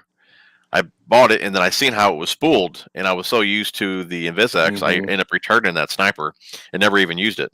And then here this last year, Seagar started spooling theirs that way as well. They got rid of the even line lay deal there. They said they did all the testing on it and it didn't really make any difference, so they stopped doing it. But I just liked how that you could feel that line smooth. You could feel for any imperfections on the line as you're spooling up. And now you'll feel the line impressions on there like most spools do.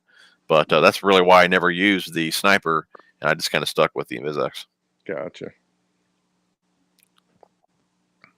I've never used the Gamma stuff. You use Gamma line? No.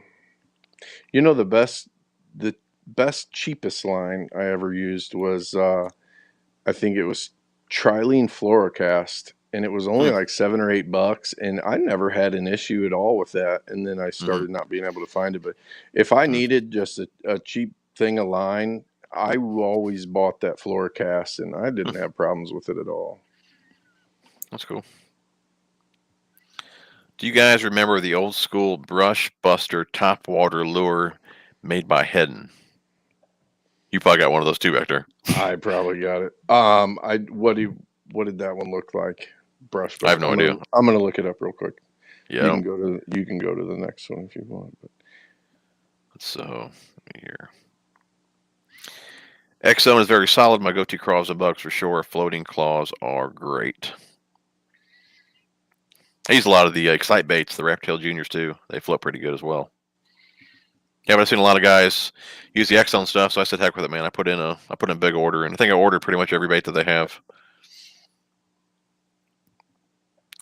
What's your go-to fluorocarbon for fishing Texas rigs? The InvizX. Sometimes I'll go to BrazeX, but majority of the time, for me, I didn't really see the it wasn't really worth it to me to go to the BrazeX. The InvizX was just doing just fine for me.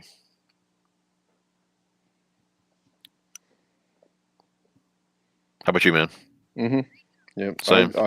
I throw InvizX for most things.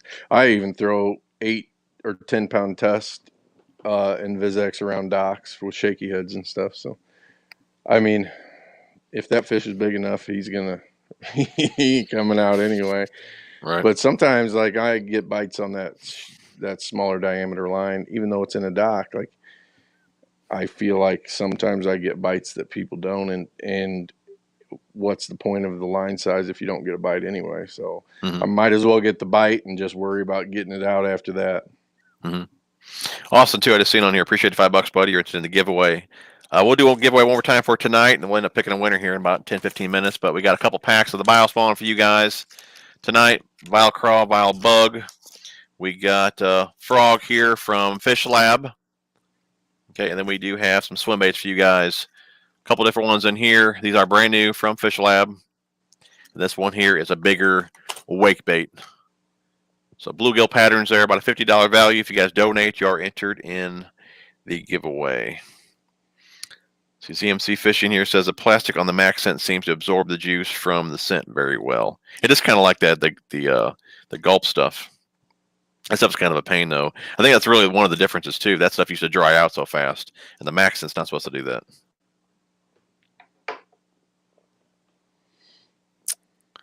Steve Smith, the Biospawn Plasma Tail are awesome. I would agree with you, man. Jermaine, thanks again for getting me in the rattle box. No problem, man. Yeah, I made sure I mentioned that in the video yesterday just because I knew they would probably sell out fast. I think one color did sell out really fast. Yeah, it was sold out before I got the message they were back. Somebody was watching, unless they just didn't get as many of those. But could be, yeah. Man, it was gone.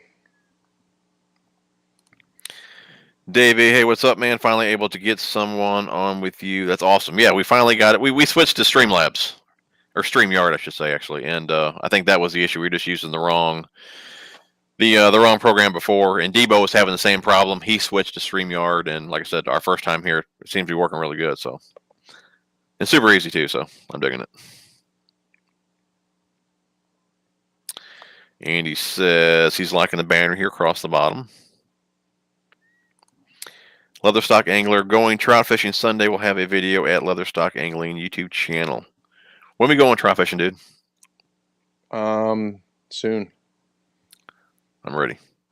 Soon. I think what was it? March 1st, Missouri opened up, and but actually, there's a little lake near us. Now, I don't necessarily want to catch stock trout. But there's a little lake it's near us. And they will be stocking trout in there, and I think it's April 1st is opening. Are you talking about where I fish? No. Because No, small pond. Okay. At a park.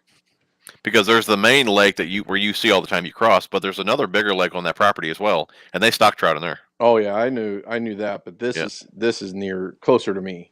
Oh, okay, cool. Yeah, and they put all sizes. Like I caught a couple little ones last year, and then I saw like it had to have been 10 pounds. It jumped, and I was like, I freaked out. I mean, but of course I didn't get bit by that guy. And those all die out when the water warms up. Oh, do they really? Oh yeah, I didn't know that. Okay. Where we went last year to fish, that shallow lake, and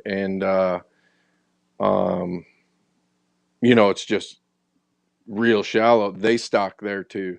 Oh, okay. But they'll all die out. Though. Yeah, they'll all die out. They can't survive that warm water we got.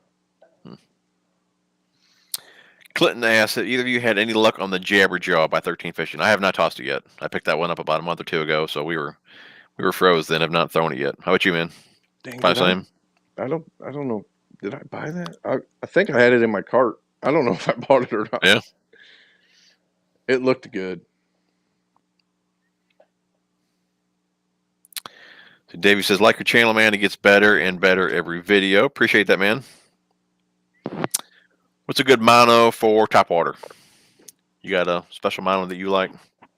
I don't. I was using some Senchi for a little bit, and then didn't they discontinue that? Yeah, they did. And so I honestly, I'll just get whatever mono I can find. I don't have a whole lot of mono, but I need some because I was trying to toss. I found out I was trying to toss on some fluorocarbon last year, and it just wasn't working out unless you're moving it pretty quick. But I need to find a good mono. I tell you what, when I heard they were discontinuing, I bought 3,000 yards full of that Cinci. Did you? But a great mono is Suffolk Siege. You have not used that one, dude. It's like I need to call your son. It really is super nice mono, and I use Bass Pro mono for years too. That stuff's like you get 1,500 yards for like $15-20. I mean, it's a lot of line, cheap, and it's good stuff. But I'm gonna say one of the better monos that I've used would be Suffolk Siege. Gotcha. Suffolk Siege. I might have to get some. Dude, you'll like it, man. And it's wound on like Seaguar used to be, nice and even. That even line lay on there. It's good stuff. I wonder if I got some of that. I got some line with that Rapala kit or Rapala that I won from Fantasy Fishing last year. I think there might be some line in there. I might look to see if that's some mono. Cool. Charles, appreciate $2, buddy. You're into the giveaway. Suggestions for somewhat affordable jerk baits. I'd say go to a yard sale and get a tackle box full of some old Rapalas or something. Yeah, there you go. I mean, the baits I find at yard sales in the tackle box are probably the cheapest way you can go if you're looking for some good old baits. But I don't know enough about jerk baits. Yeah, I'm not a huge jerkbait guy either. I would say one of the cheaper jerkbaits that I have that's still a great jerkbait would be the Strike Kings. They're probably, what, $8 or $9 maybe? Something like that. I mean, I never buy anything full retail. I always wait for sales, so that's what I would do. I don't either. See if Carl's has them or wait for Tackle Warehouse to have a sale or whatever. But yeah, I will not pay full retail for anything. You should see me grocery shop. Oh, yeah. Dinners, whatever was on sale. And it's a combination. Yeah, that's the way to be, though, man. I hate paying full price for anything. And it burns me, too, dude, when I buy something that's on sale the next week. Like, dang it. Yep. Let's see here. Dan, appreciate $3, buddy. You're into the giveaway. What's going on, Simon? Dang it, lost my spot again. Yeah, I don't even have the comments pulled up right now. Let's see. You might know this one, Andy, here. Zoom Master 72. Thoughts on rabbit baits and Ned plastics? Have you used those or heard of those? I have not. Ned's Plastics. You're like the Ned Master. Rabbit baits. I think I have a couple, like, do they make like a toad style bait or something, like a Topwater or a plastic kind of like a, I really don't know, with some paddle tails or something. I think that is, but I usually use, is he saying Ned? Is that a Ned? Or is that Ned's? Or is Ned's Plastics another bait company? I don't know. I'd imagine Rabbit Baits brand a Ned plastic. Gotcha. I would guess. I haven't ever used that. I like the TRD. I like the 10,000 fish baits, and so I pretty much just stick with them. Mm-hmm. I've even used well, you were about to kind of use one too. I've even cut some zooms down. Yeah. It was funny. He was whacking them on the Ned rig, and I had a Cinco on, and I think I had a 5/0 hook in it. I said, heck with it. I just ripped the worm in half, and here at the bottom of the hook's at the bottom of the bait. You know, I threw it out there. Of course, I didn't catch nothing on it, but them fish are like, no. All right, Vile Bug, Vile Craw. Vile Craw is going to have way more action than the bug. Just you kind of can compare like the Rage Craw if you use those compared to the Structure Bug. Same type of deal. Like I said, the Vile Bug doesn't have quite the action, quite the kicking action as the Vile Craw does. You get a lot more kicking action with the Craw versus the bug there. Want anything that, bud? I'm more likely to throw the bug on as a Texas rig and the craw as a trailer, as a big trailer. Mm-hmm. And it's got less appendages, so it might be better in something like a grassy area or something like that. Mm-hmm. I do pretty good just Texas rigging the Vile Craw and swimming it. I don't know if they think it's a bluegill or whatever, but Bama Craw usually at the ponds does pretty good swimming it. Yeah. So Curtis, appreciate the $5, buddy. You're into the giveaway. What's going on? The Backlasher just came from Burley's podcast. Very cool. Guys, we got about 100 people on here, hour and a half in. That's fantastic. If you guys have not hit the thumbs up, please do so. Don't forget to sub Old Phantom Fishing here. And the Old Lady, both channels will be linked down below. You're going to have to do a video where you clean some crappie. And then she could do a video on why my husband's burying crappie in my garden. I can go for some crappie, dude. That sounds good. No, that's buddy of mine always goes down. That's some great fertilizer for your garden. Is it really? Oh yeah. You hear that, babe? We know where to throw the skins. Just don't let her freak out when she's like digging a hole for a plant and all of a sudden pulls up a fish head. Let's see. When's the first day of bass season? As soon as we thaw. Yeah, we don't have bass season. Mm-mm. I think up north, where maybe Wisconsin and up have a season, but we don't have a season here. And why is that? Why don't we have season? I really don't know, to be honest with you. Just because it's a longer spawning period or something, or they grow faster here, so I think up north they grow a lot slower. So if you don't have a season for them and you're taking them out and they don't spawn till later, and then I think it would probably hurt. I don't know. That's just what I'm thinking. So I'm going to let you answer this one, especially because one of your last videos here, and if it could be for a beginner or not, but you had a great point in your last video. Prod Play says Flora versus braid for baitcasters. Anyone? Yeah, I do have, too many people just think braid is the way to go. I feel like, and they use the thickest braid they can find, and then they leave it on trees, and then it kills blue herons in my lake. So I'm going to say braid is great as long as you're in any fishing line, honestly, just as long as you're responsible to clean it up. And if you get hung up, make sure you do everything you can do to get it. It is more sensitive. It is less stretch. It's you're going to get better hook sets. You're going to have further casting and things like that. But the problem is that stuff is even worse for wildlife if you leave it out there. And that's kind of my only issue. I use mostly fluoro. I use braid to fluoro, but I rarely use braid only unless I am in some junk or it's really dirty. Now, I was fishing behind a guy in a BFL tournament, and he uses a Sharpie and marks, colors it and everything else. and he was doing okay. I did catch more fish than him that day, and I was using a small fluorocarbon.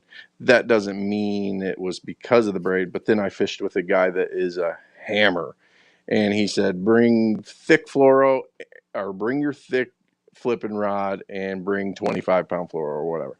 And I was like, well, why don't you use braid? And he said, because I'm yo-yoing it in those bushes, and those fish can hear that braid rubbing across that wood. And wood and braid digs into wood. When you set the hook, it will dig in, where fluoro, it's easier to pull them out. So I'm gonna go fluoro most of the time, unless it's some thick junk or I'm frogging. Yeah, I'd agree with you. I only throw braid, usually with swim jigs around grass or frogs. Everything else is fluorocarbon, unless it's topwater. I throw mono.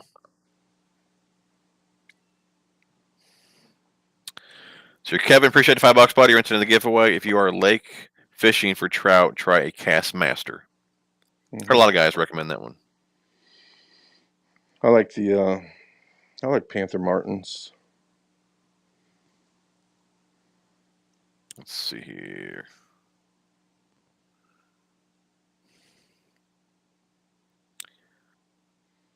It's kind of funny. The only comment I'm seeing is the one you're putting up. So I'm just like, wait. Oh, you can't see the other ones? No, I turned my phone off so I could click that button, but that's. Let's see here. I can't actually see the comments on the side. Just as agreed, Suffolk Siege mono is good. Bass Pro mono, great for crappie. Let's see here. Talking about jerk baits earlier. The Rapala Shadow Wraps are nice and pretty cheap too. By $10, I think. Half of the Mega Bass. What's going on, Jacob? Here we go. You're a finesse guy, man. Here's one for you. Shaky head versus Ned rig. It just. So if I, those are two different baits, honestly. To me, that's two completely different things. I'll tell you what, I'll choose one over the other after you're done.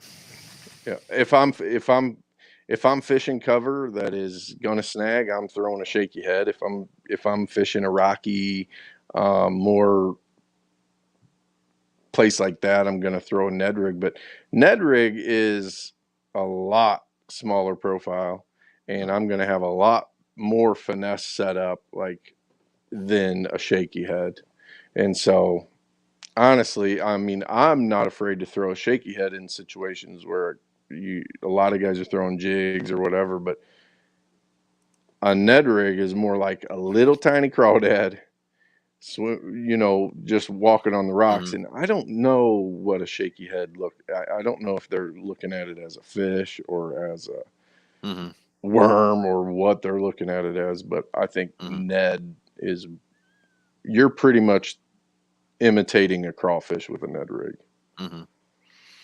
I mean, I'm not much of a Ned guy. Well, after the whipping, though, I probably will start being one. I'll make sure I bring it. Man, that works good in grass, though. I'm telling you. Yeah.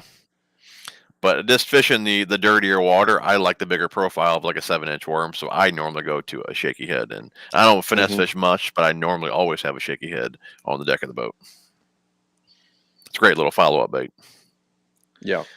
So here, need a good tackle bag. Any suggestions? Don't you use the Tackle Warehouse backpack? Yeah. Yep. It's starting to, need replacing, but I've had it for 4 years, and I haven't been nice to it. And the only thing I think is wrong with it is, besides snagging it with a jillion hooks that I just crankbaits that I just threw in there in a tournament, but one zipper went bad, and I think that's all I've had go wrong on it. I use the Ego bag, and year before I was using the PC Fun bag, which is pretty similar to the Ego bag. And I want to say the PC Fun one could have been around maybe $80 or $90, and the Ego one's like $135, I believe. So there's a couple different options for you. The Tackle Warehouse backpack, how much is that one? Right around 80 or 100 or so? I think it's around 80, or it might have went up a little bit since I bought it, but it's this is a really good bag. Yeah, a lot of guys use that bag, so. And I would cram stuff in it, I'm telling you. sometimes I could barely zip it. CMC Fishing, looking forward to the wife's channel. TJ didn't know it was about gardening. Planning on doing a few planters this year for some veggies. Very cool. Yeah, she had a pretty good garden last year. We canned a bunch of tomatoes and salsa and things like that. So it's pretty nice. Jacob says, TJ, can you explain the jig with the plasma crawl? Jig with a plasma crawl. Do you mean the chatterbait with the plasma tail? I'm assuming that's what you're talking about, because that's what I've been using here, or that's what I talked about in my last video. It's just the chatterbait with I use a 4.5 plasma tail on there, and like I said in the past, I don't really like a trailer on a chatterbait that actually has action. I want the blade to give the action to the trailer. If you start putting boot tails on there, you got a wider wobble, slower moving boot tail versus a real fast vibrating blade. I mean, the actions just don't mix well together, and I think it just throws the whole thing off. So the plasma tail just looks killer on the back of a chatterbait. So I'm assuming that's what you're talking about there. You know, one good thing I've never used on a chatterbait that would probably be really good is like a rooster, the twisty tails, the grubs, or something like that. Yeah. Mm-hmm. Because all it's going to do, it's not going to impede that blade movement, and all it's going to do is it will go back fast, and so that's going to just make that bait look like it's moving faster than it really is. And so sometimes when the fish are not hitting it good, you put something like that on, and they will think it's moving faster, so they'll hit it a little different than they would, because they're not hitting it like they should. Another one would be that zoom, that little double tail guys use for spinnerbait trailer. That U-tail or whatever. No, it's just like a little I don't know, a little piece of plastic, and there's two more tails coming off it. Oh yeah. I have. That would be good. You know, honestly, if I'm throwing a spinnerbait, I rarely throw a trailer, and if it is, it's one of those. Yeah, I'm with you. I don't throw trailers on spinnerbaits either. And I won't even throw a trailer hook unless they're missing it a lot. Same, yep. They just give the gills too much. Yeah, I like throwing around a lot of brush and wood too, though. And I just get more snagged up with them. Bass Geek, well, guys, it's lunchtime. Don't tell anyone I'm at work. I thought it was probably like 20 minutes ago. He's done with lunch. He's back. I bet now. He's like, this guy just answered my question. Old Jeff loved your video on the braid. I'll appreciate it. Yeah, I was a little heated, but you know, it's just a bummer. Well, Darren just ordered some of the rattle bots. And one just tuning in, you guys looking for the rattle bots over there, Carl's. Make sure you guys check them out. Free 30-day trial. I do believe that particular bait could be a member exclusive, ain't it? I think it definitely was. But it's cool. It's first hard bait Biospawns come out with. Yep. Now we need a square bill. So I need to quit hanging them in bushes out in my cove. And make sure you guys get them though before they sell out. I think one color is already sold out. So Bass and Brody, yeah, we're still on here, dude. We'll be caught up in comments here. I think we're towards the end here. Then we'll call it a night. Prod plays straight mono on spinning setup. See, nice beards. Thank you. Sir. Yeah, mine's getting grayer and grayer as we speak. So your Phantom, what's the general setup of your bag? How many tackle boxes do you put in it? Because I have the same one. I put 2 boxes. One's terminal and one is crankbaits and bladed jig. I do use one pocket for spinnerbaits, and then I have a couple pockets with baits I haven't opened yet, because I don't know if I'm going to open them yet. But I just do 2 boxes, and then the top pouch, I'll do plastics in there. And I tried. The more you put in there, the harder it is to figure out what you want to do. So I should just bring that bag filled with sandwiches and drinks and just one shaky Now we're head talking. or one jig or Right. whatever I'm going to use and just eat and fish. That's what I'm talking about. Got to have some sandwiches. Yeah, you should All bring right, some next time. What is your PB? I will What is bring some my sandwiches. Mine is I have a video. It was out of my kayak. It was, I think, 2015 in February with a spinnerbait, and it was 772 on a scale. Now I might have caught one. I don't remember when I was. I don't even want to tell that story because that fish didn't get back in the water. But I caught a big old bass, same lake when I was 15. I rode home with it on my stringer on my bike. Yeah. My dad's like, "Where did you get that?" I was like, "In the lake. I caught it." And but the story real quick. There's a big. It was summertime, big storm rolling in. I'm on my bicycle, so I'm like thinking I need to go. I cast it was an old school. I think I got it from Grandpa Pigeons or whatever remember that, yeah. store was. Yeah. It was and it might be like that Moss Boss frog kind of thing. It's just a hollow plastic lizard, and it was brown, like translucent brown or whatever. And I cast that on this moss, and I'm like looking at the storm, and all of a sudden I hear home, and I turn. I'm like, just set Got the him. hook, and he's right there 3 feet, and I pull him in, and I weighed him on Bamey's scale, and I think he was like 7 3/4 or something like that, so it was close. But yeah, that was my. Who knows if Bamey's scale was on? Right. It's probably weighed heavy just to charge you more or something.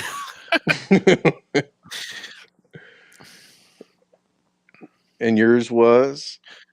Well, mine's biggest on pounds? his scale will be 604. And you're gonna beat that this year. And then not on his scale, I'm saying 7 pounds. I don't think anyone can deny that. By watching that video, I think she was a solid 7 pounder. I deny it every time you say it, but she is 7 pounds, dude. I just do it to mess with you. Let's see here. I'm also looking into making my own soft plastics on a small scale. What's the best brand and type of mold? Sorry for all the questions. No problem, dude. It's why we're here, man. Just talking, having fun here.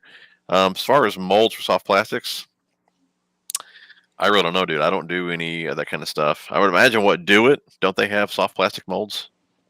Yeah. I know they have all the jig heads and leads and things like that, but I would think they have soft plastic stuff. Now, do you need like metal? Do you need a metal mold for soft plastic, or can you carve one out of wood, or make one on a 3D printer, or I mean, what do you need to do? I honestly don't know, dude. I've never done before. I know a couple of guys that take everybody's broke down plastics and melts it down, and but I don't know what they do. Old Bob is liking StreamYard. It's cool too. Yeah, I like being able to put the comments up on the screen here. Yeah, that's neat. Let's see here.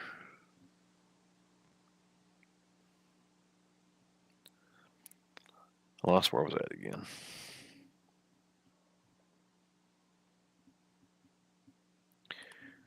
Okay, Mark says, so Phantom or TJD1, what is your favorite bait to throw? Whew. Out of all of them? Squarebill. Got to be the squarebill for me. You know, honestly, I've been becoming a big fan of, square bills and shaky heads, and a lot of times that's what you'll see in my hand. But my all-time favorites it's a close one between a Pop-R and a spinnerbait. And I love throwing topwater and just trying to get fish to eat it when you can't get fish to eat it. That's one of my favorite things to do. Spinnerbait would be my number 2. Spinnerbait's definitely probably number 2, tied with a crankbait tied behind it. Yeah. Trailer hooks, right? Yeah. You never know, it might work. Might be a video. Bass and Brody, I know my local pond fairly well, where the rock is where the steep banks are, the creek, stream channel, the deepest area, and the brush piles. I cannot find them today. Up north, any help? Can you help the brother out, man? What's your thoughts on that, Andy? He has a smallmouth in his photo. Is he? I mean, I would assume the temperature of the water's maybe low 40s. I mean, Up north, is that if that's true, I would assume they haven't moved shallow yet, and they're probably wanting to. So I would just anywhere that they're protected, like springtime, anywhere they're protected, but a kind of a deep pool close to shallow water where they can move up and down vertically to find bait and food is probably, but close to shallow water is your best bet. And I'd say anywhere if you can find wind current or something, kind of like your pond where you can find wind current that's bringing bait to them, I'd say that's probably the best place to look. What action do you throw on your spinnerbaits? Do you prefer a mod, extra fast? I don't know. I think I like fast more than on everything, but I'm not as specific sometimes as you are. You know a little more when it comes to that. I'm just like, oh, I caught the fish on that rod, or oh, I lost the fish on that rod. I don't really know why I did. I just know that one didn't work, so I'm not using it no more. Gotcha, right. Years ago, I used to throw extra fast, and I've really leaned towards the moderate fast rods for a lot of different techniques. I mean, just, it's kind of a delay, helps the fish get the bait a bit better, but it's a softer rod. It stays loaded up. So if a fish were to come up and jump or whatever the case may be, the rod doesn't unload as easy. And if it does, it's still soft enough to where when they load it back up, you're not putting a ton of pressure on the hook. So I just like a softer rod for most techniques these days. Yeah, that's one of the reasons. I go super soft mod for crankbait for square bills. Yep. Yeah, especially with treble hook baits. I mean, them little hooks tear out so easy. So the softer the rod, the better.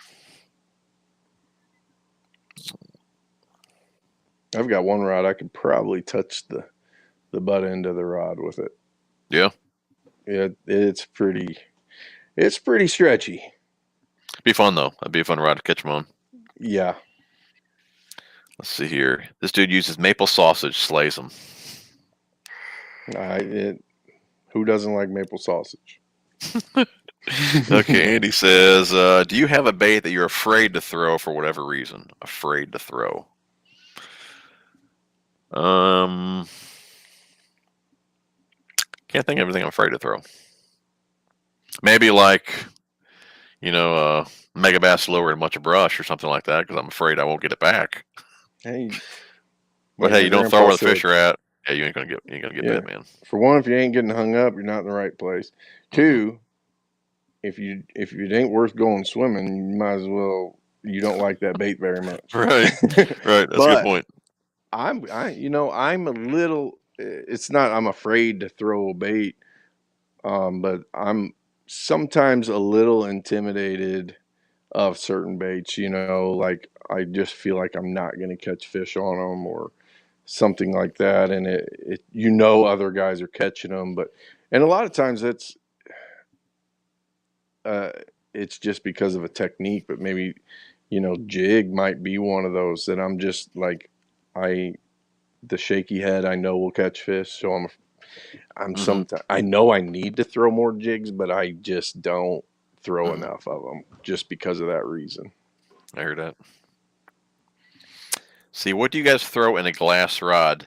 I don't have any glass rods. Years ago, when I was using Dobbins rods, I actually went over to a buddy of mine's and was checking his rods out. And the glass rods, they were heavier than the graphite rods. So that was one of the reasons that I didn't want to go with glass for the weight. And two, to be honest, I'm not a tournament fisherman. The softer the rod, obviously, they're going to get it better. But in my mind, they're going to be taking it deeper as well. So, I mean, if I don't catch every fish, I'm not all that concerned about it. I don't want them getting them too deep and, bleeding and all that stuff. So that was really the other reason I didn't go with glass. But, I mean, a softer rod is going to, hook up much better than a stiffer rod, obviously. But, again, for those two reasons, I didn't use glass. Do you use glass? No, but, I mean, aren't they a little more sensitive than... I thought glass was less sensitive. I don't know. Way more limber. Yeah. And like I said, I didn't want that soft of a rod just because in my mind, like I said, they're just going to keep taking it deep. Fish are going to be bleeding and all that. So. If I used a glass rod, it would be for crankbait. That's Oh, sure, yeah. Yep. basically it. Agreed. But yeah, they are a bit heavier too than your graphite rods. And it would counter with a lower gear, you know, if you're throwing a 5 ratio reel, then you know, a big glass rod with deep cranks, it would make sense because, you know, but I don't. I'd like to test it. I hear you. Guys ever fish Lake Champlain? I have not. Nope. Well, Jason must have been at Bamey's before with a scale. I got overcharged for some food, maybe. You got 6 pounds of chicken. No, I don't. It's one this is one chicken leg. That's one breast. Oh. How do my comments keep jumping around here? There we go. When is the Tackle Junkie vs. Phantom MLF or Elite style fishing tournament going to start? We need to get Watts in on that, and he can weigh the fish or something like that, because he won't be catching anything. He can just drive back and forth. That's a 2-pound penalty or a 2-minute penalty.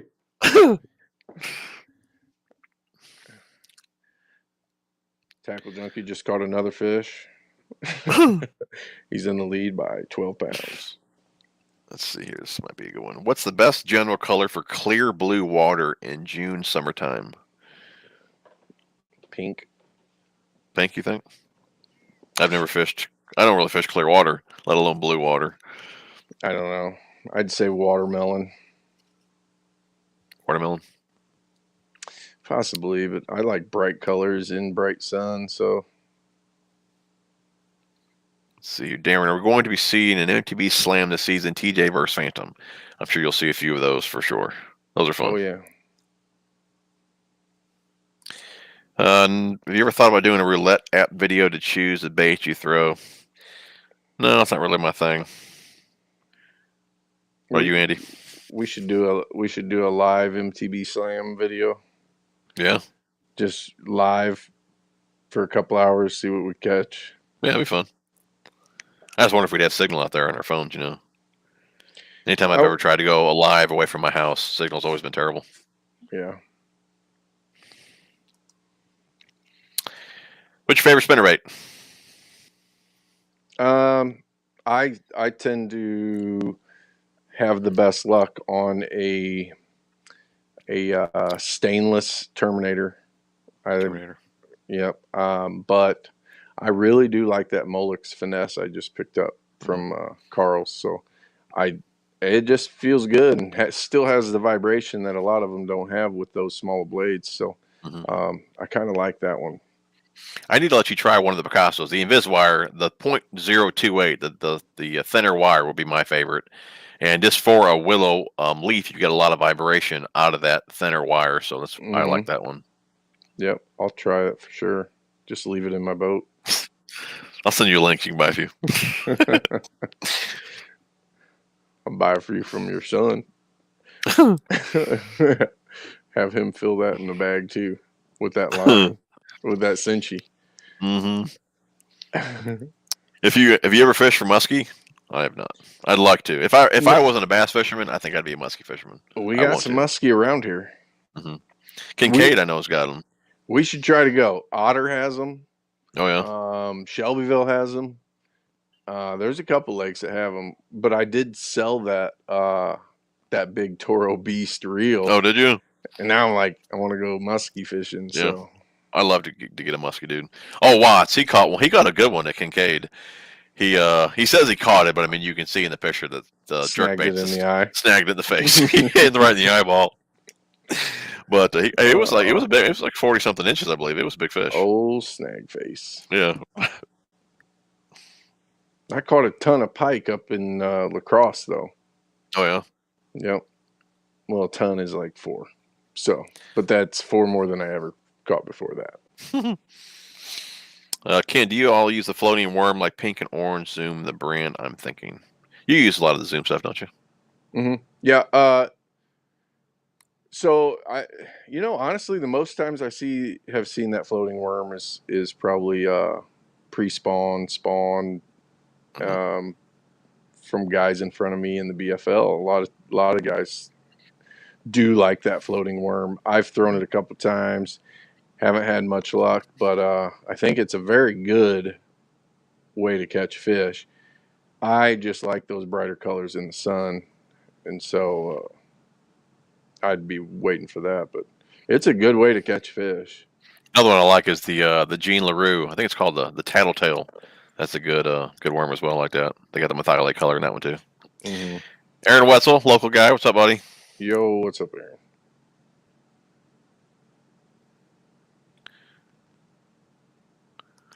Jeff, I only catch fish when I'm screwing around in the boat with my reel, snacks, etc. Yeah. Well, that's probably because you're letting it soak a little longer. Yeah. Drowning the worm. Yeah. Half the time you hear the story of the wife in the back of the boat doesn't want to be fishing in a big bass tournament, and she throws it out in the middle, and she's not even paying attention, catches the biggest bass because she ain't moving it. And those bass are used to everybody casting and start moving it. And when it just casts there and it just sits and doesn't move, they're like, if it don't move, I'm eating it.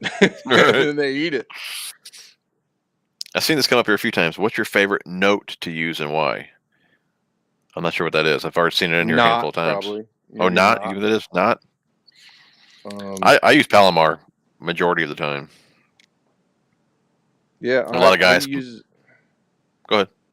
No, finish what you were saying. A lot of guys complain about that knot with fluorocarbon, but I've never had an issue with it. If you tie it right, you won't have any issues, and it starts from the beginning. If those lines are twisted from the jump, you're going to break off with it. Just make sure you don't have a twist in the line and from the beginning. And like I said, I've never had a problem with it. I always use the Palomar. I think the biggest problem with fluorocarbon, people tying knots and breaking it off, is they burn it. And they pull it too tight, too fast without, getting it a little lubrication on it. And you don't need to sit, most of the time when I'm pulling the knot, I'll pull it a little bit tight and then pull it down with my fingers and then pull it. A lot of people just go like this, and it acts as like it's kind of melting, and just you're lowering the pound test on it. I think that's what they're doing. I'll be honest, I leave it in my mouth the entire time as I cinch it down, and it's wet the entire pull. I like the improved clinch knot. I still throw that. And you're using to join the two lines. You're using what, the Alberto? Yep. I want to learn that one. You seem like you tie that one pretty fast compared to like an FG knot. So, and you have a video on your channel with Polinick. Yep. He came out here and was he let me film him tying it, and that's how I learned, is watching my own video. Because it took me a while to learn, braid to fluoro knot. And a handful of the pros. You want to tell the guys how you met Polinick in that? Well, that's actually how I fished in Arkansas one time. Okay. So Berkeley had a contest, and when I noticed it was about 4 weeks deep, but they had a contest. You just had to throw a picture on and tag it for whatever was going on. And they actually picked my photo as one of maybe 5 winners that week. And so there was I think it was 10 weeks, and they put all the winners in a pot, and then they had you make a video of why you should win. And it was convenient because I was already making videos at that time. I think I was about a year in or so. But and so we won.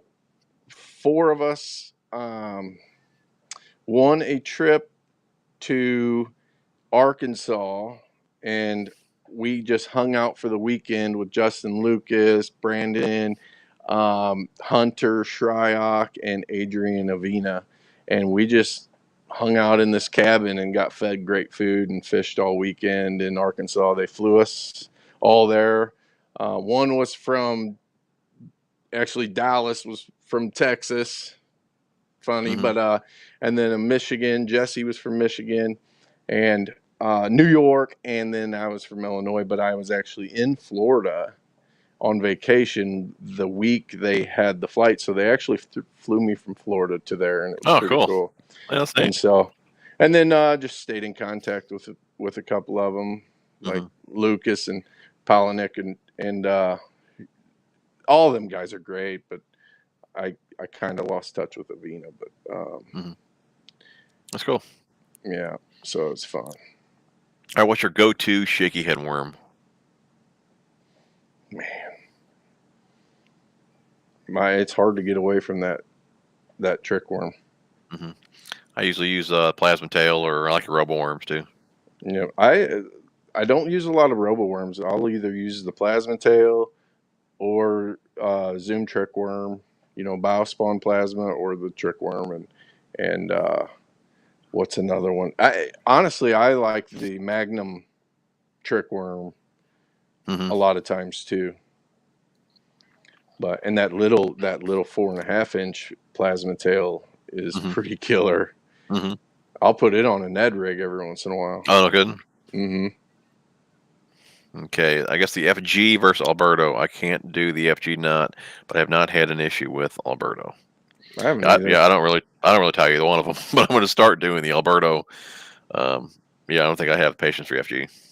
Yeah, and that one's supposed to come through your guides better, but I don't have an issue with it. The Alberto coming through there, and it seems to, as long as you tie it correctly, it's a strong knot. Shaw Grisby did a video using a knot for fluorocarbon. I actually have that video. I made it myself. It's on my channel as well. I don't know the name. I don't even think he actually knew the name of that knot, but yeah, that was a good knot. I used it for a little while, but I just went back to the Palomar.